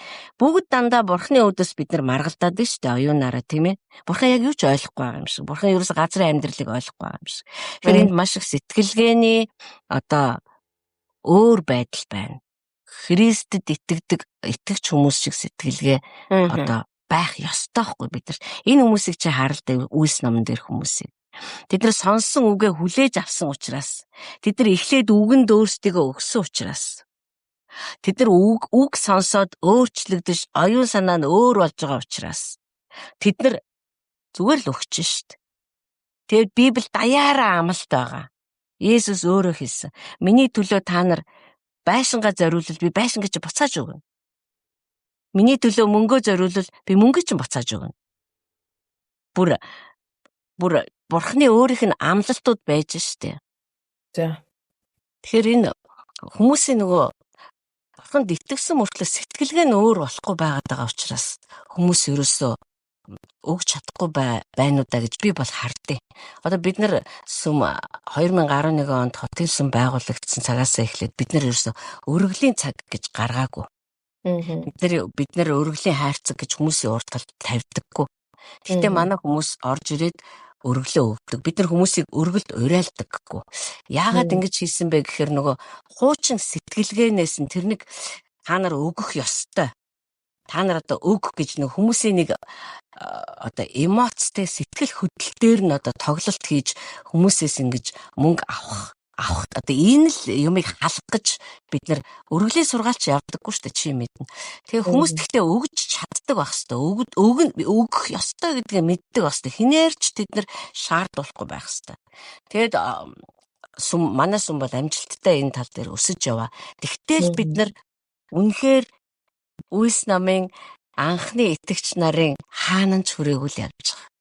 Энийг уншаад бид нар үнэхээр нэгийг бодох ёстой. Яаж энэ хүмүүс ингэж амьдарч ирсэн болоо. Энэ би боддог байхгүй мэдээж сэтгэлгээ бол айгуу тийм ядуу сэтгэлгээ бол өөр байна л да. Бид нар ер нь бие биендээ туслахтаа ер нь одоо их таарах. Итгэгч нар бид нар чинь одоо хамгийн өгөөмөр байхаар одоо дуудагдсан хүмүүс шүү дээ. Тэрээс биднэрт өгөх нь асуудал байж болохгүй байхгүй юу? Энийг бүр хилцээд байх ч юм байхгүй. Энийг ингээ өгүүлэхийн тулд одоо тэр хүнийг аргадаал нэг гой дуу дуулаад Есүс бидний төлөө амиа өгсөн юм а гэж дуулаад уйлуулаад тэгэл нэг төрөвчийг нь хоосолдог хүртлээ бид нар дориотох ёсгүй юм. Тэгээ харамсалтай нь Монголын сүм чуулганууд ядуу байгаа. Хүмүүс нь ядуу байна. Пасторууд нь ядуу байгаа хүмүүсээ хараад одоо төлбөрийн чадамжгүй байгаа хүмүүсээ хараад цалинч нэгж авч чадахгүй байна. Ийм өрөвдөлтэй байдалд орсон байна. Тэгэхээр би бол одоо яг зүгээр тэгжэл боддгийн бид нар юмыг арай өөрөөр бодох хэвээр. Одоо энэ загвар байж байна. Ариун сүнс хүмүүсээ дүүргээд хүмүүс яаж байна. Энд чинь харахад нэг тийм ухаангүй үйлдэлүүд биш шүү дээ. Бүр баяртайгаар. Тэгээ хамгийн гол нь тэд нар юугаарч дутахгүй байгаад байгаа байхгүй. Тий. Гэхдээ би ийм болно гэдэгт бол итгэдэг. Хүмүүс ийм зүйл рүү явж байгаа. Гарцаа байхгүй. Тэгээ мэдээж одоо би одоо өөр сүм чуулганыг мэдэхгүй юм. Би зөв өөрийнхөө сүмийг ингээ харахтаа энэ тал дээр онцгой өсөж яваа гэж би боддог. Тэд нар өгөхөд үнэхээр сурж яваа, суралцаж яваа. Би бинийгээ маш их ойлгодог. Би биенийхээ дутагдж гачигдж байгааг туйлыхээр ойлгодог. Тийм учраас аль болохоор чи боддоо маа бидний дунд хинэн ч юу ч дутагдаж, юугаарч дутагдаж гачигдахгүй байхын тулд бид нар хамтдаа цугларсан байна гэж боддоо. Тэгэл нэг нь дутлаал бол нөгөөх нь өгч яадаг. Ерөөсө дутыг ихнээ дутаж болохгүй. Гачигдыг ихнээ гачигдах боломжгүй. Ийм юр бусын хүмүүсийн нэгдлийг бид нар барьж байгуулж байгаа хүмүүс аахгүй. Тэгэхээр эн чинь Үлс номын бидэнд харуулж байгаа загвар. Тэгээ хүмүүс одоо энэ Үүс намын энэ хэсгийг уншаад бол бас л гайхдаг л баг. Яаж ийм болдсон болоо? Одоо тий би одоо юу гэдгийг тий өөрийнхөө орон сууцыг зарснаа тэгээд авцраал одоо өргөөний эцгүүдийг хүлт тавьж мавал нөгөөдөл нь тэгшхэн хуваарлал яаж ийм болдсон болоо? Оюун ухаанд орохгүй байна гэдэг чинь оюун ухаа туйлын одоо бэлэн биш байна л гэсэн үг одоо. Тэгээ ариун сүнс нь тэгэхээр бидэнд туслах ёстой.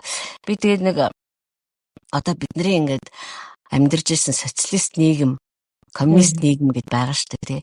Тэр чин анх яг Библийн энэ үзэл дээр тулгуурлаж төрсөн гэж би сонсч байсан. Карл Маркс, Фридрих Энгельс энэ чинь нөгөө онлоо бичихтэй. Уул нь бол их сайхан нийгэм. Баян ядуу гэж ялгаа байхгүй. Бүгдээрээ ингээд бүх зүйлийг ижил тэгш хуваарлна. Бүгд тэгш эрэгтэй эмэгтэй тэгш эрэгтэй. Нэг хүн онцгороод баяжаад ээж өрөөсөө болохгүй. Гэхдээ энэ үзэл бодол чинь Бурханаас эхлэлтэй учраас Бурханаар хийгдэх ёстой байхгүй юу? Гэтэл нөгөө зохиолчийг нь аваа хийцэн. Бурханыг нь бүр хөөгөөд өшгөлөө гаргаа явуулсан.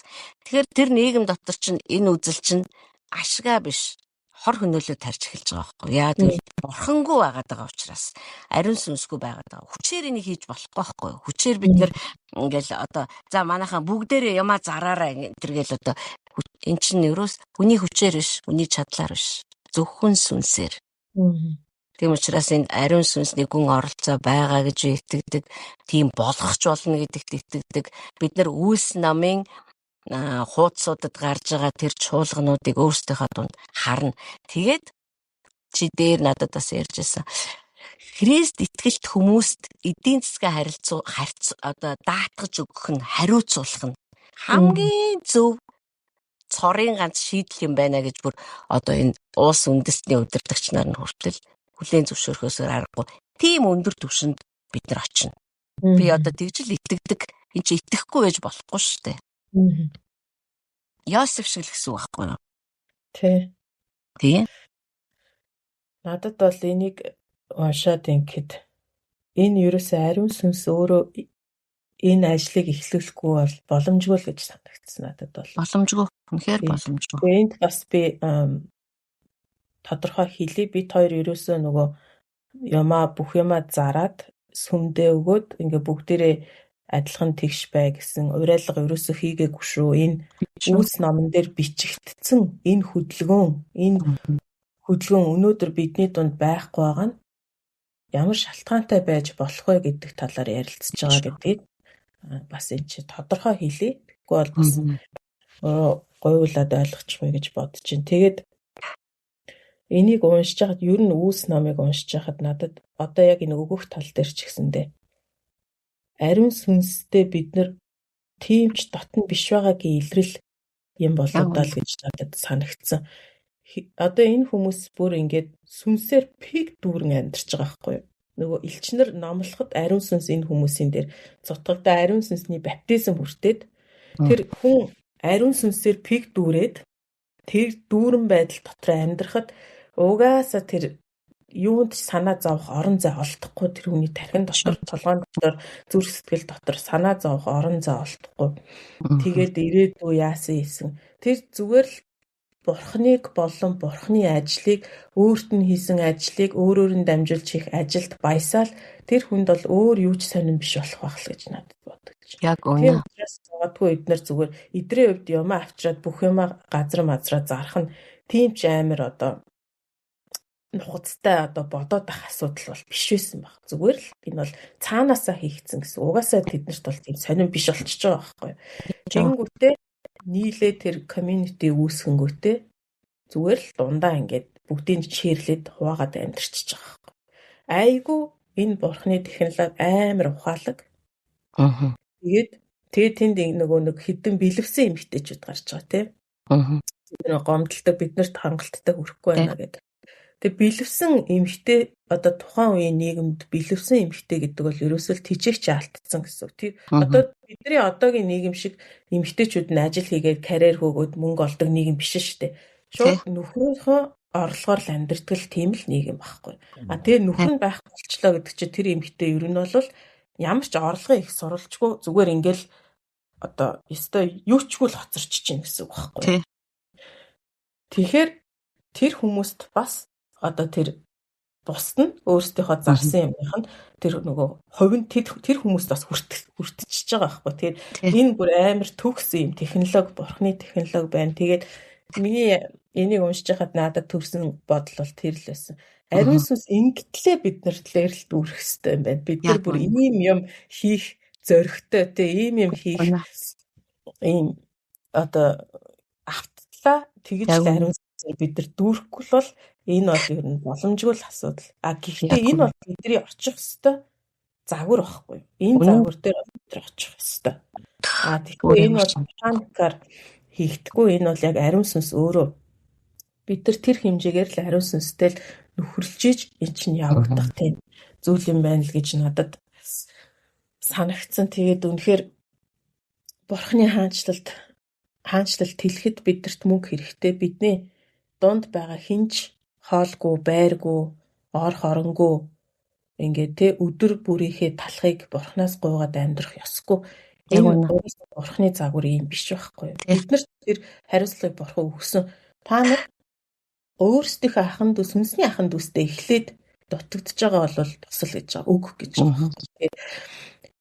Тэгээ энэ нууц бол үнэхээр одоо энэ цаг үед амьдарч байгаа таны хэлснээр бурхан нөгөө сүнсээ яг цутгаж байгаа энэ цаг үед амьдарч байгаа бид нар дээр бол энийг би харах байх гэж үнэхээр итгэж байна. Тэгээд энэ бол тэр өдөр бол үнэхээр тасарсан өдөр байх болно гэж бодлоо. Тийш яг үнэ. Энэ одоо 21-р зууны хаанчлалын сүмийн итгэгч нарын өргөл нь бол эхлээд бидний одоо чиний түрүүний ярьдаг чи яг амар чухал түлхүүр үг шүү. Энэ юу гэх нь хүн бүр дотроос дүүрэн болох хэвээр. Одоо яг миний хувьд бол би өөрөө одоо Христэд итгэдэг хүн бурхны хүүхэд гэдэг утгаараа хүн дотроо дүүрэн байна гэж юу гэдгийг би яг одоо амсаад туулаад явж байна. Хэдийгээр миний одоо хувьд ч гэсэн шийдэгдэх ёстой асуудлууд байгаа ч гэсэн тэр шийдэгдэхээр би дүүрэх юм биш. Би үжээ дүүрэгдсэн байна. Би одоо надад юм дутагдаад байгаа юм шиг байгаа боловч би дутагдахгүй байна. Тэгэхээр эн чинь бурхан тэгж ажилтдаг юм биш үү? Ингээ хүнээ ингэж бүр өөрөөрөө дүүргдэг. Тэгээ хүн түүгээр дүүргэхдээс өөр гүн хэрэгцээ байдгүй юм байна гэдгийг бүр тултал мэдэрдэг. Тэгээд хүн юугаач зориулахад бэлэн болдог. Одоо би нэг номлол сонсож байхад тэр хүн тэгж ярьж байсан. Давид хаан 2 дугаар Самуэлийн 7 дугаар бүлэг дээр би хуш модон өргөөн цууж байхад миний бурхан майхан дотор аялж явна. Би өөрийн бурхандаа байшин барьж өгье гэдэг. Өргөө барьж өгье. Тэгэхэд бурхан өөдөөс нь би чамд гэр барьж өгье гэдэг. Тэр Давид дэштэй яагаад бурханд би гэр барьж өгнө гэж дуу алдсан бай гэхээр Давид ч өөрөө хаан болсон ч гэсэн хараахан баяжаагүй байсан үе. Түүний амьдарч исэн хуш модон байшингч тэр өөрөө бариагүй.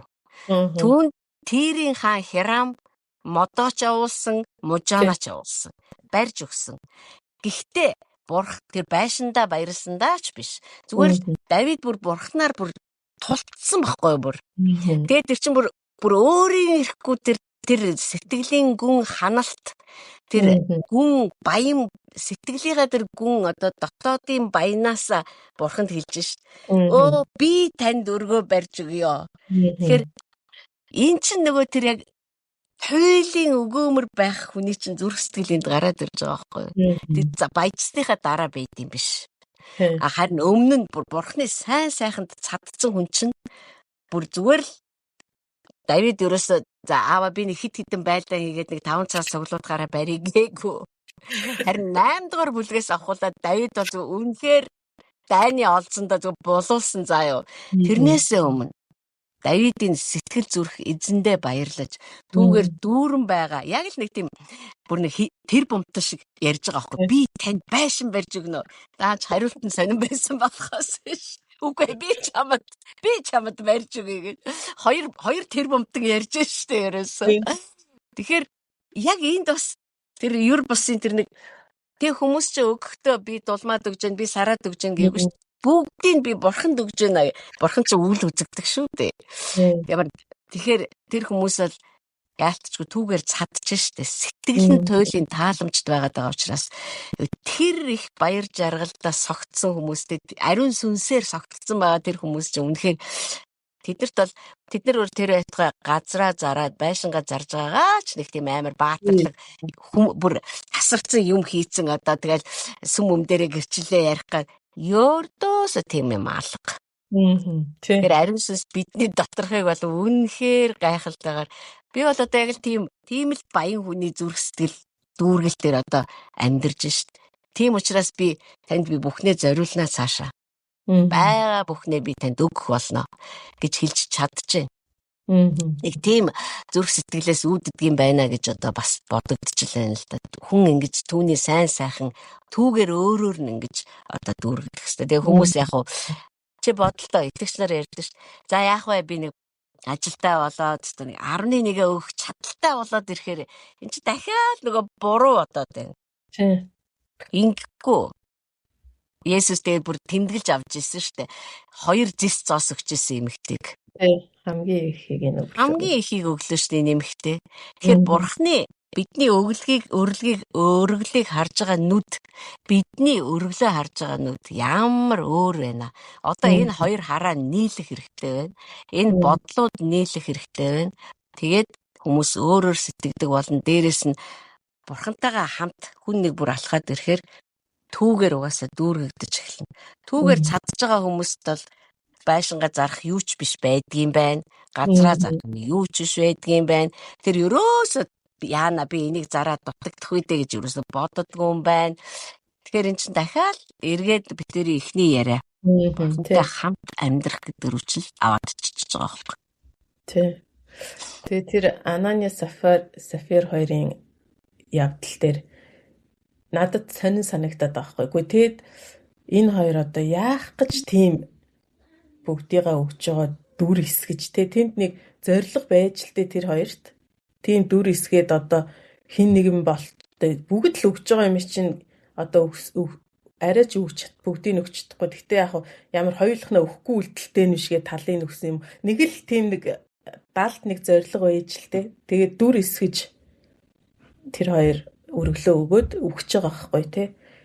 Тэгээд би нэг миний одоо Power to Prosper гэдэг ном уншиж байгаа. Тэр номон дээр ингэж байгаа байхгүй. Бурхан чамайг би энийг өгчүүл бурхан надад энэ мөнгийг аривжуулаад өгнө гэсэн сэтгэлээр өгж байгаа гэж чинь бурхан мэдж байгаа. Тэгээ бурхан хахуулт хариулдгүй маа харин итгэлд хариулдаг юм аа гэж. Тэгээ чи ерөөсөө гайхамшигыг худалдаж аавна гэж битгий бодоо. Үнэн шүү. Тэгэхээр энэ миний хувьд нөгөө өгж байгаа зүрхийг маань ингээд дахиад фильтрцсэн л дээ шүүсэн л дээ шүү. Яг үнэ. Бид нар өгөхдөө бидэрт угаасаа жоохноос би мэдгүй би итгэж болсон цагаас л ер нь болвол чи юмтай болмоор байвал өгөөл гэдэг утгатай л юм сонссон шүү дээ ерөөсөө. Чи энийг өгөх юм бол чи юу тарина? Мөнгө тариул мөнгө хураана. Тэ харамыг тариул чи харамыг хураана. Чи өгөх юм бол өгсний чинь хэрээр чамд 30-100 дахин нэмэгдэж өгөгдөнө. Библиэд бүгд энэ ишлүүд байгаа. Тэгвэл энэ үгнүүдийн бурхны хэлж байгаа энэ үгнүүдийн санаа одоо тэрийг өсгөх гэж чи өгөөрэй гэсэн санаа биш байхгүй. Тийм шүү. Тэрийг бидраас харах гэдэг шүү дээ тий. Гэхдээ би яах вэ? Би өнөөдөр байгаа энэ бүх юмаа би танд өглөө. Яагаад тэгэхээр та миний бурхан, та маргааш намайг хангана. Өнөөдөр энэ найз маань хоолгүй байна. Бит хоёр энэ надад байгаа $20 хуваагаад 10-10-аар хоол аваад идчихье. Яагаад тэгэхээр маргаашиг миний бурхан хангана. Гэт нэг юм итгэлийн юм биш. Түүнээс би энэ $10 энд өгчөнгүүд бурхан надаа энийг 20 одоо 30 дахин 60 100 дахин өсгөөд би юу $100 болгож авах гээд биш дээ. Цаад санаа бол. Тэгээд энэ яг энэ Анания Сафир хоёрын үйлдэл намайг бас айгу зүрхээ ингэж шалгахад хүргэсэн л дээ. Нэрээ би юу гордож энийг өгөөд байгаа юм бэ? Энийг өгөхдөө юу болно гэж найдаж өгөөд байгаа юм бэ, тий? Би бурханд итгээд энэ угаасаа бурханых надад байгаа бүх юм бурханых энэ мөнгө бурханых юм чи би өгчий бидний хүнд өгчий гэж өгж байгаа юм уу? Эсвэл за би энийг ямар ч гэсэн өгчий дараа сард надад $40 хэрэгтэй юм чи энэ 20-40 болоод дараа сард ороод ирэх байх гэж би Тэгээ бурхан хахуулд хариулдгүй тэр итгэлд хариулдаг гэдэг үг надад амар гоё санагдсан байхгүй. Тэгэхээр өгнө гэдэг чинь бас дотроо учиртай гэдэг чинь л болоод байна шүү дээ. Наадах чинь нөгөө чи бурхныг чи юмыг тооцоогоор хардаг бол чи юмыг тоогоор бодож хардаг бол бурхан ч гэсэн чиний хувьд тооцооных л байх болно гэж би бас уншижсэн нэг хүний бичсэн номноос. Тэгэхээр дахиад нөгөө бодол сэтгэлгээ те. Бурхан бол биднэрт хаан банк биш шүү дээ. Бурхан ч н одоо арилжааны банк биш байхгүй юу? Одоо би мөнгөө хийлээ тэгэл хүүгийн тэд нар өсгөж өгдөг ч юм уу яадаг ч. Бурхан бол бурхан байхгүй юу? Тэгээ бид нар нөгөө юу яадаг юм бэ? Одоо чи түрүү ярьжсэн шүү дээ. Бурханы үгийг хүн өөрөө тайлбарлах нь амар аюултай. Хүн шуналтай хүмүүс шунлынхаа нүдээр л тайлбарлана. Тэрэндээ итгээл явна. Айхтар санхүүч хүн бол одоо санхүүгийн сэтгэлгээгээр хандаад тэгэл бурхан бас яг адилхан ингээл X тайлан, mix тайлан одоо яадаг жил бүрийн тайлан бодоод ингээд надаас та нэрэ энэ 1000 төгрөгийн тооцоо хаана байна гэж нэхээ явдаг гэж боддог баг. Гэтэл бурхан бол бурхан биш байхгүй. Бид нар түүний бодлыг ойлгох ёстой л доо. Тэгээ нөө хилээд байгаа санааг ингэж бүхлээр нь харж сурах ёстой. Түүнээс тэндээс ингэж нэг юм сугалж аваад өөртөө ашигтай байлгахын тулд харамсалтай нь бас энэ ядуу Христийн бие дотор ядуурл маш их хүчтэй байгаа нь өгж байгаа хүмүүсийн зүрх сэтгэл туйлын буруу байгаатай ч бас холбоотой. Тэд нар тэр одоо мөнгөөр ер нь бүх юмыг худалдаад аваа болчдөг гэж боддог хүмүүс байна л да. Харамсалтай. Мөнгөөр сүм дотор эзлэх байр сууриа худалдаж авч болно. Мөнгөөр одоо пасторуудыг ч хувийнхаа пастор болгож болно. Өөрийнхөө дур хүслээр хөдөлгөж болно. Өөрийгөө одоо өргөмжлүүлж болно. Тийм учраас ийм оролдох сүм дотор ч гэсэн харамсалтай явагддаг. Одоо сүм дотор бол бид нар энийг хизээч зөвшөөрч байгаагүй. Цаашдаа ч бид нар зөвшөөрөхгүй. Тийм учраас энэ магадгүй ёрын хандлага. Энд чинь хүн өгөхөд ямар ч өршөөл уучлалтгүйхын цавдлгүй өгч байгаа эцтэй тэр чинь. Хүн ядаж уучлаарай Петр яана өстө миний буруу ээж мэж гэж болно да. Зөв пар газар дээрээ бүр жигшэж штэ энэ хандлагыг. Айгуу жигшүүртэй байна. Тэгээ энийг бид нар уншдаг юм уу эсвэл энийг алгасаад уншаад идэг юм би бол сайн мэдэхгүй л байна. Гэтэ энэ бол харахгүй бидний өгж байгаа зүрх сэтгэлийг бол үнэхээр шалгах ёстой. Ядуу байгаагийн нэг шалтгаан бол өгөх чадaltaй нэгнүүд нь зүрх сэтгэлээ цэвэрхэн биш байлгаад байна. Энэтэй бас холбоотой байгаа. Тэгэхээр бид нар бурхнаас юу ч худалдаж авч чадахгүй. Тэр бидэнтэй 8 тооцоо хийдэггүй. Тэр зүгээр л бид нарыг өөрийг нь бурхан гэж хүлээн зөвшөөрөөд бүр тэр байтугай бүр аав нь гэж хүлээн зөвшөөрөөд тэгээд бүгдээр ингээд зүгээр зоригтой өгдөг байгаасай л гэж үздэг. Би тэгээ саяхан ерөөсөө өчигдөрдөө би бодож ирсэн. Миний дотор таны байгуулсан өгөөмөр зүрх. Тэр одоо яг ямар зүрх вэ гэж би харж ирсэн. Тэгээ би үнэхээр бурханд талархаж ирсэн. Би уг хүн маань миний нас орсон хуучин хүн маань бол өгөөмөр хүн бол биш л те. Харин одоо энэ амьдарч байгаа шинэ хүн бол үнэхээр бурхан өгөөмөр хүнээ бүтээж чадсан. Энэ гэр бүл дотор бурхан өгөөмөр өгдөг тэр одоо гар хөлүүдээ би болгож чадсан юм байна гэж би үнэхээр хардаг. Энэ айгүй чухал. Цөмөрөө нэг хөгийн нэг тийм төрлөх бодол санаанаас татгалзаад Исая номын 55 дээр бичсэн байдагчлан бурхан ийм ойрхон байгаа дээр ёрын бодол санаанаас татгалзаад хорон мууг үйлддэг ажиллагаануудаа хаяад амьдралын хэм маягаа хаяад тэгээд түнлөө ойртох хэрэгтэй байхгүй юу? Энэ биднэрт эзэж сайныг авчрахгүй энэ бодол ёрын бодол санаа. Одоо чи бодолтой Монгол бол одоо дэлхийн үндэстнүүдийг харж байгаагаар ядуу улс л гэж хардаг. Нэрэж бид нар дотроо маш их зөрчилтэй л байна. Эдийн засаг маань тийм ч сайнгүй байгаа. Гэхдээ би өнөө өглөө залбирж байгаад үнэхээр маш их баярлсан. Тэгээд бүр алхаж явж байхдаа бараг л энэ дов толгод дээр бүжгэллээ. Яа гэвэл бидэнд хэрэгтэй бүхэн байна. Потенциал энэ дотор маань байж. Тэгээ энэ үндэстэн бол үнэхээр ариун сүнсний хөдөлгөөнд автахаараа зүгээр л тасарна.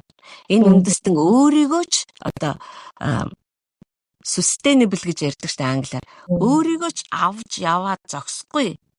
Зүгээр үндэстнүүдийг ч тэжээх тийм чадвартай. Тийм чадвар нь аль хэзээ байна, потенциал нь байна, нөөц болцоо нь байна, газрын доорч байна, газрын дээрч байна. Ганцхан хүмүүс нь ёрын замуудаасаа эргэх ёстой, хорон муу бодол санаанаасаа ангижрах ёстой. Бурхан ийм ойрхон байгаа дээр бид нар түүнлөө ойртох ёстой. Тэгээд бидний сонсдог Джонатан Дэвид пастораас хэлжсэн шүү дээ. Сүм улс үндэстэн бол тэр улсад байгаа сүмийн ямар байгаа тусгал нь юм а гэдэг. Өнөөдөр үндэстэн дотор маань маш их ядуурл санхүүгийн дарамт айл болгон дээр л бараг биш үү? Одоо мэдээ үзэхэд л наад зах нь хүмүүс бид нар одоо хоолоо авч чадахгүй байна гэж ярьж шít. Тэгэхээр өнөөдөр сүм дотор энэ санхүүгийн тесрэлт гэж би хэлмээргүй байна. Хувьсгал эргэлт их явагдчихэж эн чинь үндэстэн дотор явагдах гэдэг байгаа байхгүй. Тэгэхээр энэ үндэстний ядуурлаас гарах сувг нь бид нар байгаа байхгүй. Үнэн. Тэгэл бид нар дотроо нөгөө итгэж чаддгүй бурхандаа итгэж санхүүгээ бол би хариуцчихъя. Бусдыг нь бол та хариуцаа гэдэг байгаа шүү дээ. Санхүүгээ бол би өөрөө удирдчихъя. Тэр нь би миний мөнгөрөө ороод тэрийг бол би өөрөө мэдчихье гэдэг яриад байна шүү дээ. Тэгээд би миний уншиж байгаа ном дээр бас нэг сонирхолтой юм гэж байгаа. Фараон чиний хангагч байгаа цагт фараон л одоо чиний хангагч байгаа цагт диавол чамайг бол нэг тоохгүй гэж байгаа. Чиний хангагч бурхан биш, фараон байгаа цагт. Энэ дэлхий чиний хангагч байгаа цагт диаволд бол чи нэг тийм аюултай биш гэж байгаа юм. Яа тэгэхээр тэр чамайг зүгээр л хоолорч удирдна. Тэгэхээр энэ бүр надад амар үе энэ ч одоо юу вэ гэж нэрээ юу вэ гэж бодоход намайг хүргэсэн байхгүй. Тэгэхээр бидний өнөөдрийн хангагч бидний компани биш байхгүй. Компани захирал биш бидний ажиллаж байгаа. Энэ дэлхий бидний хангагч байж болохгүй. Бидний хангамж тусдаа энэ дэлхийгээс ангид байхалчаад байгаа. Тэгэлгүй яах вэ? Хаант улсаас бидний цалин тэндээс тавигдах хэрэгтэй болчихж байгаа. Тэр цагт л сая бид нар диаволд жинхэнэ аюулын харанга дэлдэх гэдэг шүү дээ. Тэр одоо бидний яаж чадахгүй болох вэ? Ишүү. Яг үнэ. Тэр энэ бол миний үнэхээр явах зам гэдгийг би одоо харсан. Тэгээд энд юу вэ гэхээр ерөөсөө л нэг л хүчин зүйл бидний итгэл. Бид нар ариун сүнстэй бурхантай ойртох. Тэгээ ойртох тусам тэр итгэл маань бийжин одоо батчин. Тэгээд тэр итгэл дотор бид нар угаасаа тэр хүлээснээс гарахаар байгаа байхгүй. За тэгээд бид нар санхүү дээр ерөөсөө дарамт авахаа болчих үед сая манай үндэстэн дарамтнаасаа гараад ирлээ. Тэгээ энэ чинь бүр домино эффекттэй байгаа. Үнэн шүү. Яг үнэ. Бид нар бол яа харахгүй бурхны засгийн газрын газар дээр хэлбэр нөхгүй. Энэ засгийн газар дампуурвал тэгэл үндэстэн бол үндэ явах гарцгүй болно шүү дээ. Энд чинь бүр тийм сүнсний нууц байгаа байхгүй бидэнд илчлэгдэж байгаа тий. Тэгэхээр бид өөрсдөө санхүүгийн хувьд бас нэг юм санхүүгийн хувьд бид нар ёс суртахуунгүй байгаа нь өнөөдөр энэ үндэстэн дээр санхүү барьж байгаа тэр удирдлагуудын гаргаж байгаа тэр ёс суртахуунгүй үйлдэлтэй бас холбоотой. Мэдээж бүгдээрээ биднээс ихтэй байгаа байхгүй. Ийм учраас бид нар ямар амар хариуцлагатай вэ гэдгийг дахиад бодох хэрэгтэй байхгүй. Энд чинь зүгээр л нэг би баян болох тухай юм уу эсвэл би нэг гайгүй амьдрах тухай огтоос биш шүү дээ. Энд чинь чи бүр яг голыг олж хэллээ. Бид нар эргэлт хийж чадах юм бол бид нар санхүүгийн хувьд, эдийн засгийн хувьд хоёр хөл дээр бат зогсож эхлэх юм бол тэртээ тэргүй нийгэм яагаад ч юм бөөмэд. Яагаад гэдгийг бол бид нар л мэдэх байх л та. Хөл дээрээ босож эхэлнэ. Биднээс эхлэх байхгүй. Тэгээд яа харахгүй сүмийн тусгал нь өөрөө нийгэм мөн. Бид нар энийг энэс бол цухтааж чадахгүй. Энэ үндэстэй ямар байх нь одоо бидний гарт байна гэсэн. Тийм л учраас бид нар тийм л одоо дуудлагатай хүмүүс, Тийм л учраас харамлж болохгүй. Тийм л учраас өгөөмөр байх ёстой. Тийм л учраас бид нар энэ бүх надад цадаа болж байгаа сэтгэлгээний саад байдаг юм уу? Эсвэл буруу хандлагууд байгаад байдаг юм уу? Энэ бүхэнтэйгээ одоо бид нар бүр нүүр тулаад энийг бүр өтөр түргэн зайлуулах ёстой. Энэ чи эргээд бүр эх оронч сэтгэлгээ, эргээд бүр үндэстнүүдийн хааны сэтгэлгээрүү биднээсийг дагуулж очино. Байгаа байхгүй юу? Тийм байна. За тэгээ сая та дуудлага гэж дурдлаа. Миний 3 дахь асуулт дуудлагатай холбоотой байсан. Үүс номыг уншиж хахад надад дуудлага гэдэг үг маш тодорч гарч ирсэн л дээ. Паул өөрийгөө хэлж байгаа шүү дээ. Би бол хар хүмүүст сайн мэдээг тунхаглахаар дуудагдсан. Айгүй тодорхой Паул мэдж байгаа. Паул өөрөө эзэнтэй шууд зам дээр уулзсан. Үнэхээр тэгээд тэр хүн бол шууд бурхнаас одоо дуудлага хүлээж авсан. Даалгавраа хүлээж авсан. Тэр нь бол харь үндэстэнд үйлчлэх даалгавар байсан. Паул чинь өөрөө бол айхтар еврей хүн шүү дээ. Тий, еврейгийн еврей. Еврейгийн еврей тий бүрстэ жинхэнэ цэвэр цусны болгол гэдэг шиг. Цэвэр цусны фарисей. Тийм хүн. Тэр харь одоо еврейчүүд чинь тэр Петрийг тэр нөгөө итгэгч нар шүүмжилдэг штэ. Харь үндэсний гэрт очиж сайн мэдээ ярьлаа. Харь үндэсний дээвэр дор орлоо. Хоолыг хувааж итлээ гэж шүүмжлээ. Тэгээд Петр ариун сүнс намайг яв гэсэн юм а гэдэг тэр үзэгдлийг итгэгч нарт тайлбарлаж өгөөд тэгээ итгэгч нар тэгвэл бурхны аврал чинь харь хүмүүст ч гэсэн өгсөн байна гэдээ ойлгоо явдаг. Тэгэхээр тэдний хувьд харь үндэсний дээвэр доор ороод юм яриад хоол хувааж идэн гэдэг чинь бол бүрээстэй бүү үзэгдгиймээр юм биш. Гэтэл Паул энэ дуудлагыг хүлээж аваад за тэгээд юу харь үндэсний гэрт орж суух байтугай бүрээстэй айхтар ажлуудыг хийсэн. Харь үндэснүүд авралыг авчиж өгсөн. Тэгэхээр өнөөдөр би бас тантай энэ дуудлагыг ярилцъя гэж бодсон. Яагаад тэгэхээр итгэгчдийн одоо маш чухалд тооцдог гэх юм уу? Чухал амьдралд нь чухал үүрэг гүйцэтгэдэг сэдвүүдийн нэг бол энэ бурхнаас өгөгдсөн дуудлага. Тэгээ бид нар бүгдээрээ тодорхой ажлын төлөө дуудагдсан гэж итгэдэг. Бид нар Христэд итгэсэн л бол тэгэл итгэсэн цагаасаа бид нар за надад яг зориулагдсан бурхны дуудлага байгаа юм байна. Тэр дуудлага юу юм болоо гэд эрэлт гардаг. За тэгээ зарим маань ч дуудлага зөв болдог, зарим маань шал буруу юм болоод ингээд явдаг. Олон ч бас амьдралууд сүрсэн түүхүүдийг би сонсч ирсэн. Дуудлага буруу таньснаас болоод гэх юм уу те. Тэгээд нэгдүгээрт би ерөнхий дуудлагын талаар ярмаар байна л да. Биднэрт итгэгч нарт бурхан ерөнхийд нь нийтээр нь өгсөн дуудлага. Хоёрдугаарт хувь хүнд өгсөн дуудлага. Тэгээ энэ дуудлага гэдэг ойлголт өөрөө одоо бидэрт юу гэж ойлгогдох хэвээр бид нар энийг ямар өнцгөр ойлгож харах хэвээр вэ? Тэгээд хүмүүс ч одоо нөгөө миний дуудлага чинь тийм юм байсан юм биш үү? Номлох байсан юм байна гэд одоо ажлаа хаяад номлогч болдог ч юм уу? Эсвэл илгээлтэнд би дуудлагатай биш тэгэл хамаг юм хаяад илгээлтэнд явдаг ч юм уу те? Одоо ийм байдлууд маш их байна л да. Тэгээд эсвэл зарим нь би магтаалт дуудлагатай, зарим нь одоо юу гэдгийг би иш үзүүлгийн дуудлагатай ч гэдэг юм уу те. Одоо ийм яриануд байна л да. Тэгэхээр энэ дуудлагын талаар та бас бидэртэй хуваалцаач. За энэ бол бас л миний боддог зүйл. Тэгээд би бол Ром номон дээр бичсэнчлэн бурхан биднийг нэрээр нь нэгээр нь ертөнцийн суурийг тавихаасаа өмнө хүүгийнхаа дүр төрхтэй адилхан болгохоор дуудсан. Энэ бидний итгэгч нэг бүрийн дуудлага. Пастор нэг бүрийн дуудлага. Яг энэ утгаараа бид нар ах эгч дүүс.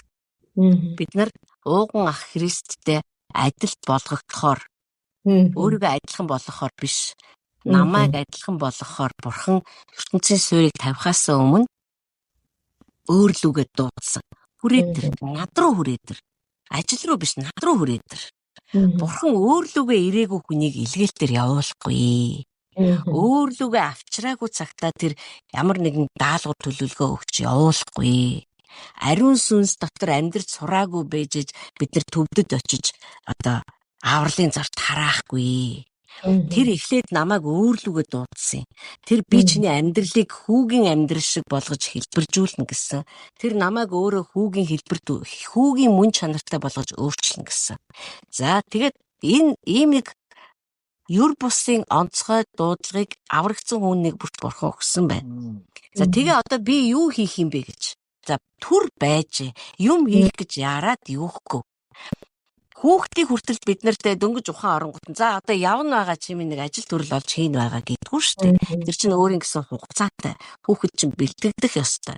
Тэгвэл бурхан биднийг одоо хүүгийн дүр төрхийг олох бүрт бид нар тэр шатанда тодорхой зүйлсүүдийг хийгээл явдаг баг.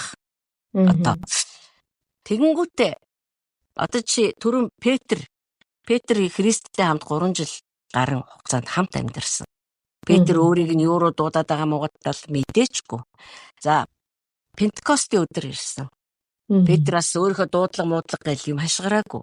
Тэгтээ тэр өөрийгөө явцын дунд яг юу хийхээр дуудагдаад байгаа юм бэ гэдгийг мэдэж эхэлсэн. Тэгэхээр хүний нэг төлөвшөж өсөх одоо бурхан нэг ажил ярих хэмжээнд хүн нь өсөх ёстой нэг ажил ярих хэмжээнд би чинь жоохон хүүхэдтэй ажил яриад байж болохгүй шүү дээ. 5 настай хүүхэдтэй хүүхэд төрүүлэх ямар хэцүү байдаг талаар ярих нь утгагүй байхгүй юу? Харин одоо яг цаг нь нэрлээ гэд ирэхээр бурхан миний дотор хүсэл өгдөг гэж боддог. Зүгээр л сувда чи бас яв. Төв аймгийн одоо юу гэдгийг те Батсүмбэр сүмэнд очиж одоо ажил илгээе би чамайг илгээлээ. Үгүй ийм огцом ийм бэлтгэлгүй юу зүгээр гэртээ хоолоо хийгээ суужсэн хүнд бурхан ингэхгүй тэр чин бурхан чинь хүнтэйгээ амьдрна. Тэгээд тэр дуудлага нь хүний зүрх сэтгэлийг эзэмдэн. Эзэмдчихэж хүн чинь тэр ажлыг хийнэ. Түүнээс зүгээр л юу ч хийж үзээгүй ямар ч дадлагжаагүй тийм юм дахиж чижэл ингээл тэгэхээр яг хүмүүс зүгээр өөрийнхөө дур сонирхлыг бас тэгж хийдэг бах. Одоо юу гэдэг магтаалд дуулах дуртай хүн байж болно шүү дээ. Тэнгүүтээ намайг бурхан магтаалд дуудсан. Тэр нь бурхан дуудсан гэхээсээ илүүгээр зүгээр хүн дуртай байхгүй юу да. Тэр энэ зүгээр явцаар танигддаг гэж би боддتي. Явцаар Паул ч гэсэн ялгаагүй. Юу дуудлага мантад ирч одоо амьтан хүнийг баривчлал алччихсан бүгдээрийг нь болдгсон бол гээл ингээ гүүж явсан. Тэгээд бурхан түүнтэй онцгоогоор уулзсан. Онцгоогоор уулзаад хүртэл тэр 13-аас 14 жилийн туршид тэр чинь бас л өөрийн юма туулсан хүн шүү дээ. Тэгээд тэр дараад нь би бол яахааргүй харь үндэстнүүдэд дуудагдсан байж дээ гэдгийг мэдэж авсан. Тэгэхээр тэр биднийг өсгөж जैन тайвшир эзмөрөө. Тэгээд явцын дунд тэр бидэнтэй амьдарч байхдаа зүрх сэтгэлээ хуваалцж штэ бурхан. Тэгээд тэр бидэнд ингэж одоо тэр хүслийг суулгаж эхэлнэ. Тэгээ би өөрөө ирэхгүй тэр зүйлийг хийхгүй бол ерөөсөө би өөрөө ч амьдрч чадхааргүй болно. Тэгэхээр дуудлага гэдэг бол зүгээр л амныхаа зоргоор ингээл ярилаа. За намайг бурхан тийм дууцын би бол энэ туйлын болгоомжтой ханддаг. Би сүм дотор өөрийнхөө одоо хамт алхаж байгаа ариун ах дүүс мэж энийг мэднэ. Тийм учраас бидний дотроос ингээл бурхан намайг тэгж дуудлаа ингэж дуудлаа гэж яриахаасаа илүү түүний дотор өсөж торнож байна штэ. Тэгтээ дуудлага гэж нэгэнт ярьсных би бас өөрийнхөө дуудлагыг бас яг ингэж л одоо сувдатай дуудлагыг нь буюу миний даалгаж өгөх гэж байгаа ажлыг нь ярихад бол одоо бол энэ хүн болно гэж бурхан үзсэн тэр цагтаа надтай бол миний дуудлагыг ярьсан. Тэр дуудлага бол юу байсан бэ гэхээр бурханы хөвгүүд охтуудыг төрүүлэх. Тэгээ би энэ дуудлагатай бол хайртай. Одоо жишээлбэл одоо эмэгтэй хүн төрдөг хүүхэд төрүүлдэг. Хүүхэд төрүүлэхэд ганцхан эмэгтэй хүн одоо жирэмсэн эмэгтэй ч юм байхгүй шүү. Тэнд их баригч байна. Эмч байна, хүүхдээ эмч байна. Хэрэгтэй бол зөвлөх эмч байна. Хэрэгтэй бол бүр мэс засал хийхэд бэлэн баг цаана хүлээж. Тэр эмэгтэйгээс хүүхдийг аюулгүй төрүүлж авах удаа. Түүнчлэн бурхан чи надтай хамтраад бурханы хөвгүүд охтуудыг би үгээрээ төрүүлэхэд сүнс дотор төрүүлэхэд чи надтай хамтрах хэрэгтэй байна. Чиний хийж байгаа ажлаар дамжуулаад хөвгүүд охтууд төрнө. Зүгээр сүмийн итгэгч нар биш. Сүмийн итгэгч нар бүр тэр төвшнгөөс ангижраад бурханы хөвгүүд, бурханы охтууд болж түүний үгээр төрж гарах нь байна. Тэр төрөлтөнд би жирэмслүүлэх, төрүүлэх одоо эрүүл саруул их барьж авах бурхны бүх үйл явцад нь оролцоно гэсэн үг. Энэ бол одоо дуудлага. Энэ би чамтай ийм ажил хийн шүү. Тэгээд дуудлагаас гадна би бас онцгой хувь тавилан байдаг гэдэгт итгэдэг. Одоо Эстер бол жишээлбэл одоо хатан байхаар дуудагддаг шүү дээ.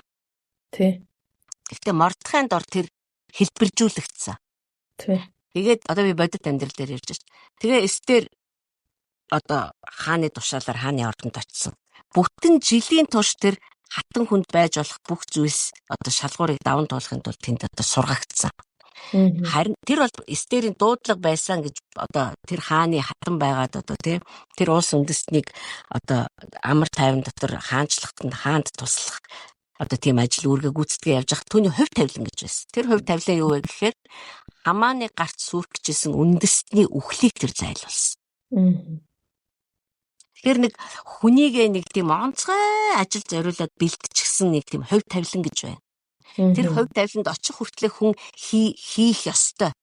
Бурхнаас өгсөн даалгавар одоо ажил гэж байна. Тэр ажлаа бол бурхан хүнтэйгээ хамт амьдарч байхдаа хуваалцаад хүн өөрөө ирэхгүй тэр ажлыг нь хиймээр санагдтал хүнээ бэлддэг.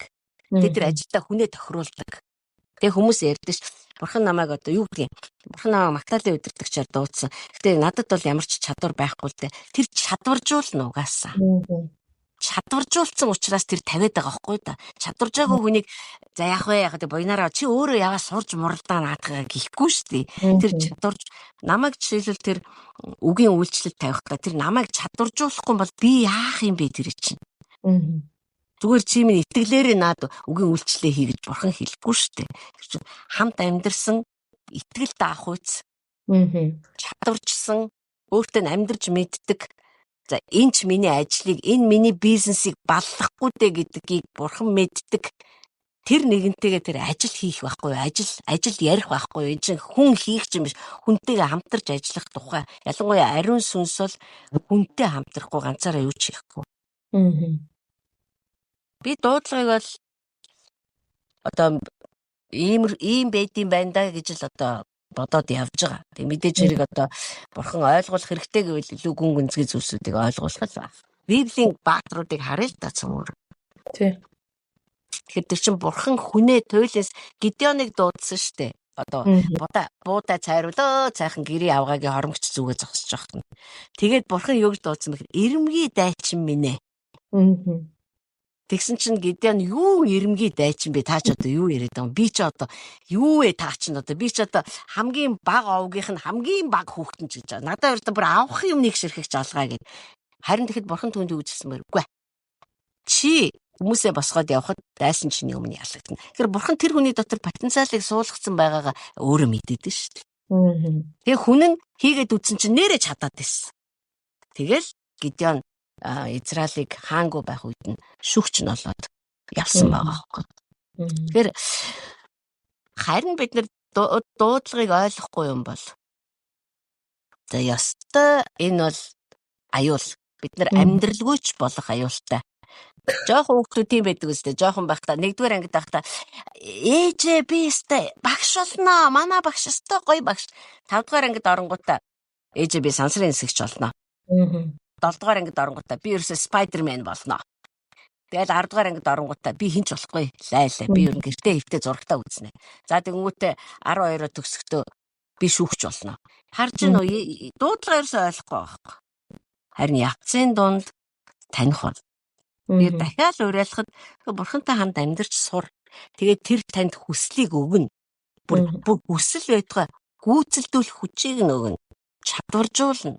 Ганцхан тэрний гар дор бид нар бүр ингэж одоо баригдаж сурах хэрэгтэй байхгүй юу? Тэгэл та дуудлагатай бэлэн болно. Бүр цаашлах юм бол хувь тавилантай бэлэн. Христ дүр төрх бийжих хэрэгтэй. Хүүтэй адилхан болсон хүнтэй л бурхан ажил ярина. Хүүтэй адилхан болоогүй бол бид нар юу бурханы хамгийн бага ажлыг хийж чадахгүй. Гэж би боддоо шүү дээ. Тэгээд Библиэр Эхлэл номон дээр бурхан хүнийг бүтээгээд хүнд нэг даалгавар өгдөг те. Та нар өсөж үржээд өнөр өвтөн болох газар дэлхийг дүүргээ. Тэр энэ даалгавар бол хүн төрлөختөнд өгсөн боёо бид нар тэр дотор орж байгаа. Энэ бурхны даалгавар байгаа. Тэгэхээр түрүүний Христтэй бид нар адил болох чинь бидний нэн тэргүүний анхны дуудлага гэдэг чинь ерөөсөө бурхан Христийг үржүүлээд байна шүү дээ. Газар дэлхийд. Яг үнэ. Тэгэхээр энэ чинь нөгөө бурхны анх бидэрт хэлсэн дуудлага чинь л явж байна шүү дээ. Үржиж олшир. Яг Христ дүртэй тэр дүрэл тэр хүмүүс хувьлагдаад ингээл үржиж олширх нь л бидний анхны дуудлага байгаа шүү дээ. Тэгэхээр өнөөдөр би бас 2 охинтой ээж хүний хувьд биний хувьд бас хамгийн чухал юм би тэр гэж боддог байхгүй. Энэ 2 хүүхэд Христтэй адил, яг надтай адил бурхны замаар амьдрах, бурхан дотор амьдрах. Энэ бол яг би нөгөө бурхны үржиж олшир гэдэг чинь зүгээр энэ хүүхэд махан биений хүүхдүүд олон төрөл гэдэг утгаараа биш. Христийн тэр мөн чанарыг үржүүлэтгэл гэж хилээд байна гэж би бол өөртөө хүлээж авсан л да. Тэгэхээр сая таныг ярьж байхад надаа яг тэр эхлэл номын дуудлага хүнд хэлсэн тэр даалгавар орж санагдчихж байгаа байхгүй. Тэр биднийг анханасаа та нар үржиж олшоод газар дэлхийг бүр дүүрэг гэж хэлсэн юм биш үү? Тэгэхээр яг энэ бурхны өөрийнх нь хийгээд байгаа ажил чинь яг тэр хүүг Христийг л газар дэлхий дээр үржүүлээд байна шүү дээ. Яг үнэ. Тэ. Эцсийн бүлэгт яг л ийм байхгүй юу. Гэхдээ бид нар бүр эхний Адамаас ч дээд түвшинд байгаа шүү дээ. Эхний Адам чинь бас амийн модноос идэхүү, сайн мууг мэдүүлэх модноос идэхүү бас нөгөөдөг чинь сонголт хийх шаардлагатай. Харин бурхан биднийг амьд үгээрээ төрүүлсэн. Одоо бид нар эхний Адам шиг одоо бүтлгүүтэхгүй. А бид нар эцсийн Адам буюу Христийг л бурхан ошруулчихж байгаа байхгүй юу ерөөсөө. Тийм байна. Юу ч хийж исэн, ямар ч ажил хийж исэн, юу ч хийж исэн бидэрт өгсөн бурхны дуудлага бол Христ өөрөө хэлж байгаа. Та нар дэлхийд даяар яваад дагалдагч. Христийг дагдаг хүмүүсийг бий болгоотгоо гэсэн үг шүү дээ. Түүнээс биш зүгээр одоо юм яриад яваад гэсэн үг биш. Дагалдагчийг бэлдэх гэж шүү дээ. Бий болгоотгоо. Тэгэхээр юу ч хийсэн, хаач бид нар ямар ч салбарт ажиллаж исэн эцсийн эцэст бидний нийтлэг одоо нэн тэргүүний дуудлага бол ерөөсөө тэр Христ газар дэлхийгээр Христэд дүүрхэл олшрохол явдал юм байна гэж надад сая таныг ярьж байхад бол шууд л тэгж санагдчихэв. Тэгээд хувь хүний хийх ажлын тухайд бол би дуудлагыг тэр ажлыг юу гэж ойлгодог вэ гэхээр миний бурхны хаанчлалын тэлэлтэнд гүйцэтгэх ёстой үүрэг роль юм байна гэж би ойлгодог байхгүй юу. Тэр нь том байх, жижиг байх нь ерөөсөө чухал биш. Тэр яг надад нэг итгэгч нарын дунд нэг одоо бас байгаад идэг асуудал юу вэ гэхээр агуу байх ёстой гэдэг ойлгож байгаа. Тэр миний дуудлага нь одоо аюу агуу мундаг одоо тийм сүртэй том айхтарлын байх ёстой л гэдээ ойлгочдөг. Тэгэл тэрийг хийх гээд өөрийнхөө хүчээр хийх гээд ч юм уу оролдоо тэрнээсээ болоод өөрсдөө гинтээдэг. Бурхантай харилцаагаа гинтээдэг ч юм уу. Тэгээ би өнөөдөрхөн би найзтай ярьжсэн тэр миний залбирлын хамтрагч л та. Тэр найз маань миний төлөө зуучлан залбирахад миний амьдрал дээр улаан цай шууд өөрчлөлтүүд хийгддэг байхгүй. Шууд өөрчлөлтөд. Би тэгээд заримдаа тоглоо би чи хувийн иш үзүүлэгчтэй штэ гэж тоглоо ярьдаг. Тэгээ би тэр найзынхаа төлөө залбирч хахад ариун сүнс надад энэ зуучлан залбирлын энэ хүний хийж байгаа залбирлыг та нар ерөөсөө дутуу үнэлж болохгүй гэдгийг харуулсан байхгүй. Ягаад тэгэхээр тэр хүний нүдэнд харагдаж байгаа хэсэг нь хамаагүй байхгүй. Бидний хаанчлах дотор гүйцэтгэх роль гэж байгаад байгаа байхгүй. Хүн болгоны. Тэгээ тэр нь ерөөсөө заавал тайзны өмнө гараал хүмүүсийн өмнө хүмүүст харагдаал хүлээн зөвшөөрөгдөх ямар ч албагүй байгаад байгаа байхгүй. Тэгэхээр мэдээж одоо энийг хүлээж авахд заримдаа бидэрт хэцүү байж байгаа. Яахаараа туяа бүх хүний алдрыг аваад би яахаараа авдгүй ингэж бас хэлж болно л доо. Жишээлбэл элчнэрийг бид нар харахад л Паул, Петр энэ ямар алдартай байна Иохан энэ. Гэтэл өөр ерөөсөө нэг дурдагтаад алга болсон элчнэр байгаад байгаа шүү дээ. Яг хаан юу хийж явсан нэг бичигдээгүй. Тийш яг үнэ. Тэгээ одоо энэ нөгөө иш үзүүлдэг энэ хүн байна те. Одоо өсөглөө ирж авч байна гэж иш үзүүлдэг. Ингээд болоо энэ хүний ажил ингээд гол иш үзүүлэх уртад байхгүй. Тэгэхээр надад энэ бид нар бүгдээрээ өөр өөрийнхөө байх ёстой байрыг ажлын талбараа одоо хүлээж аваад тэр ажлыг хийхэд энэ хаанчлалын үйл ажиллагаа чинь яг ингээд нэг оркестр шиг дуурах гэдэг Шүү. Яг үнэ. надад тэгж санагдсан. Тэгээ би яг надад энэ хаанчлалын тэлэлтэнд гүйцэтгэх роль гэж байгаа. Тэгээ тэр нь заавалчгүй одоо би аягуулаг байх биш. Юу ч биш болно тэр. Тэгээ бурхан намайг яг тэрэнд л бэлддэг. Тэгээд тэр цаг ирэхэд, тэр мөч ирэхэд, тэр момент ирэхэд би бэлэн байх юмсан гэж боддог байхгүй. Тийш үү. Яг үнэ. Тийм учраас би нөгөө ямарваа нэг юм одоо жишээлбэл сурахтаа би нөгөө өөрөө хэл ингээд айгүй сайн сурах, хэл сонирхдаг. Тэгээ янз бүрийн хэл сурмаар байдаг ч юм уу. Эсвэл одоо сая магистра хийдэг ч юм уу те. Ямар нэгэн сурах боломжууд гарч ирэх, ямарваа нэг юм хийхдээ би за яг тэр момент ирэхэд би ямар ч чадвараар дутмаг биш, ямар ч ресурсоор дутагдахгүй байхын тулд гэж бодож би хийдэг байхгүй тэднээсээ энэ надад хэрэг болох юм байна да гэж бодод. Тэгэхээр яг миний хувьд бол би дуудлагыг тэгж ойлгодог. Тэгээд эстэрийн хувьд ч гэсэндээ тэр бол хатан айгуу гоё. Одоо бид нар чи эстэр болохгүй юм дуртай шүү дээ. Өө би эстэр те ингээл ерөөсөө эсвэл Давид те одоо эмэгтэйчүүд нь өөр хинж болох дуртай. Ер нь л эмэгтэйчүүд нь эстэр л болох дуртай гэдэг юм. Түгээмэл тэг гэтэл зүгээр л би хатан биш зүгээр нэг одоо хинж биш те нэг айлын авгаач байх ролтой ч юм уу одоо мэдгүй. Тэгээ гол нь бол надад тэгжил дуудлага гэхээр надад яг тэгжил ойлгогдсон. Тэгээ би миний тэр гүйцэтгэх роль байгаа тэр момент ирнэ. Тэр моментэд л би яг тэрийг хийх юм. Тэрийг хийхийн тулд би өөрөө яг нөгөө бурхны өмнө нь хийгдэж байгаа бэлтгэлүүдийг яг ингээд нэг оюутан шиг те яг хичээлдээ сайн суудаг оюутан шиг суугаад ингээд бэлдэх ёстой байна гэж ойлгодог. Тэгээ заавал бидний дуудлага гэхээр л амар агуу юм байх ёсгүй юм байна л гэж надад санагдсан шүү дээ. Тийш дээ бид нар тэр нөгөө угаасаа агуу бурхны дор үйлчилж байгаа байхгүй. Тэгэхээр Яир гэдэг эмэгтэй байна. Зүгээр гэрээ авгаа. Тэгсэн мөртлөө Сисерэ зүгээр алуурчны гарт яваад орчиж байгаа байхгүй. Зүгээр л сайхан сүү уулгаж байгаа л зүгээр гацалчж байгаа ш. За Абигаил гэдэг эмэгтэй байна. Абигаил бол Давидэд бол үнэн ухаан хайрлсан шүү дээ. Яг тэр үедээ үнэхээр Абигаил хэрэгтэй байсан. Тэгээ би өнөө өглөө бас залбирч ирсэхгүй. Энэ нэр нь үл мэддэгдэх. За нэр нь хальт дурддагдаад өнгөрсөн. Энэ хүмүүс хүртэл яг байх ёстой газараа яг байх ёстой хүмүүсийнхаа хажууд яг хийх ёстой юм а хийж чадсан нь тэдний амьдрал үнэхээр бурхантай хамт байсны илрэл байгаа байхгүй юу? Тэгээ яг адилхан Петр, Паул одоо Яир нь ч вэ, Абигаил нь ч вэ бүгд ялгаа. Бидний хийж байгаа өөрөг орой л өөр байгаа болохоос ш. Бид нар биш дээ. Түүнд үйлчлэх зол завшаантайдаа бүгд баярлах хэрэгтэй. Тэр нь ямар ажил байх нь тийм ч хамаатай биш. Тий. Гэж л би боддتي. Тий. Тэгээ эцэст Есүс бас хэлдэг шүү дээ. Та нарын дотор хин чин агуу баймаар тэр нь үйлчлэгч байна. Яг үнэ.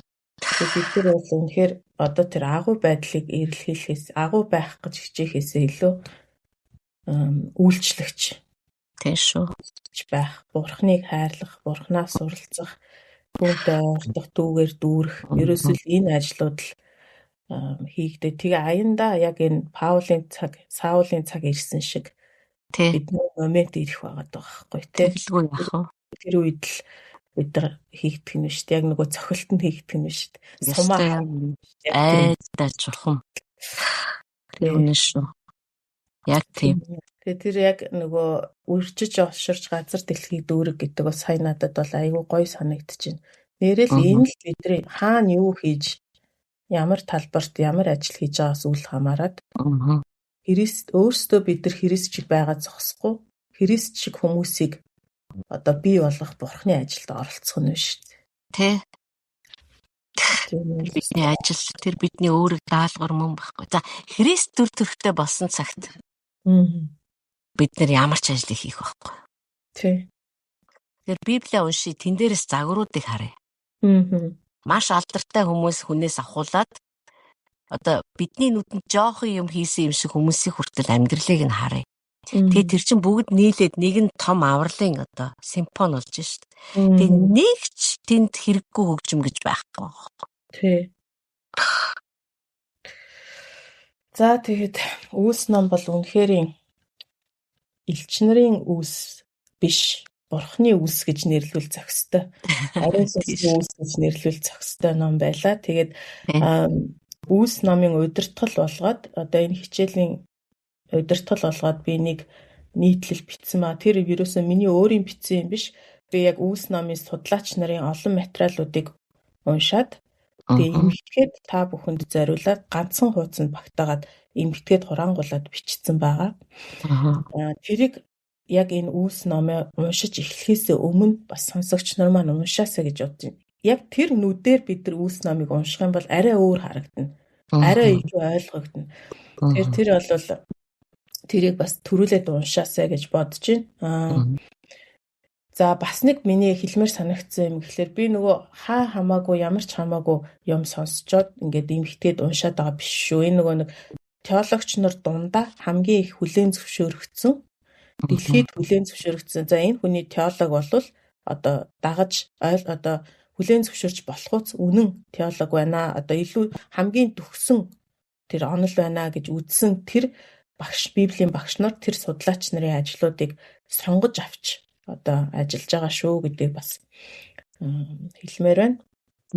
За Библийн орчуулган дээр бол би Матай болон Үүс ном хоёрын орчуулган дээр бол ер нь маш их цаг орох юм байна гэж үзсэн учраас уг нь миний санаа болохоор яг нөгөө хичээл явахаас өмнө Библийн орчуулга тавьчвал Библийг уншичаад бид нар хамтдаа хичээлээ хийвэл надад илүү одоо гоё санагдаад байсан. Гэхдээ орчуулга маань үнэхээр гарч амжихгүй байна. Тэгээд нэг хуудсан дээр л би бараг 5 өдөр заримдаа суусан тохиолдол байна. Яагаад тэгэхээр маш их нөгөө хажуугаар нь давхар судлах ажлууд хийгдэж байгаа учраас тийм байна.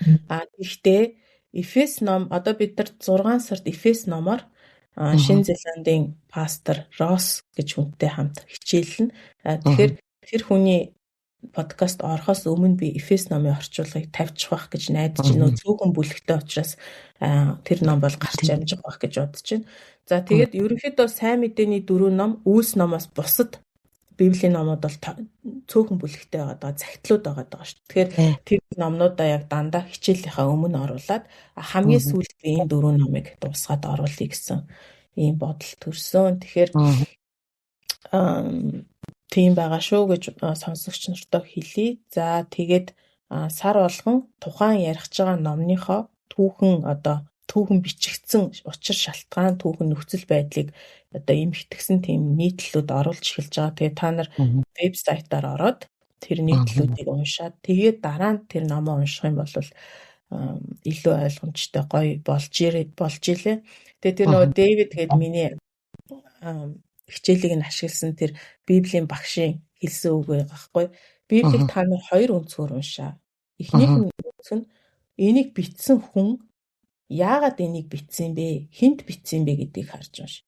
Хоёр дахь нь Бурхан яагаад энэ хүнд бичсэн энэ захиаг эсвэл энэ номыг надад унш гэд өгчвөө гэдэг үднээс харж унш гэж байгаа байхгүй. Тэгээ энэ 2 үднээс харж унших юм бол Библи та нарт маш өөр уншигдах болно гэдэг. Тэгэхээр яалтчгүй би одоо нөгөө судлаад Библийг орчуулад эхэлж байгаа хүний хувьд тэр түүхэн одоо энэ номыг хэн яагаад хэнд зориулаад ямар нөхцөл байдалд бичсэн бэ гэдгийг ойлгосны дараа уншихад тэр ном маш өөрөөр уншигдаад байгаа байхгүй. Тийм байна. Тэгэхээр тийм ажлууд хийгдэж байгаа гэдгийг сонсогч нартай хэлье. За тэгээ бүгдээрээ 6 сард Эфес номоор хэргийн уулзцаая. За баяртай. Баяртай.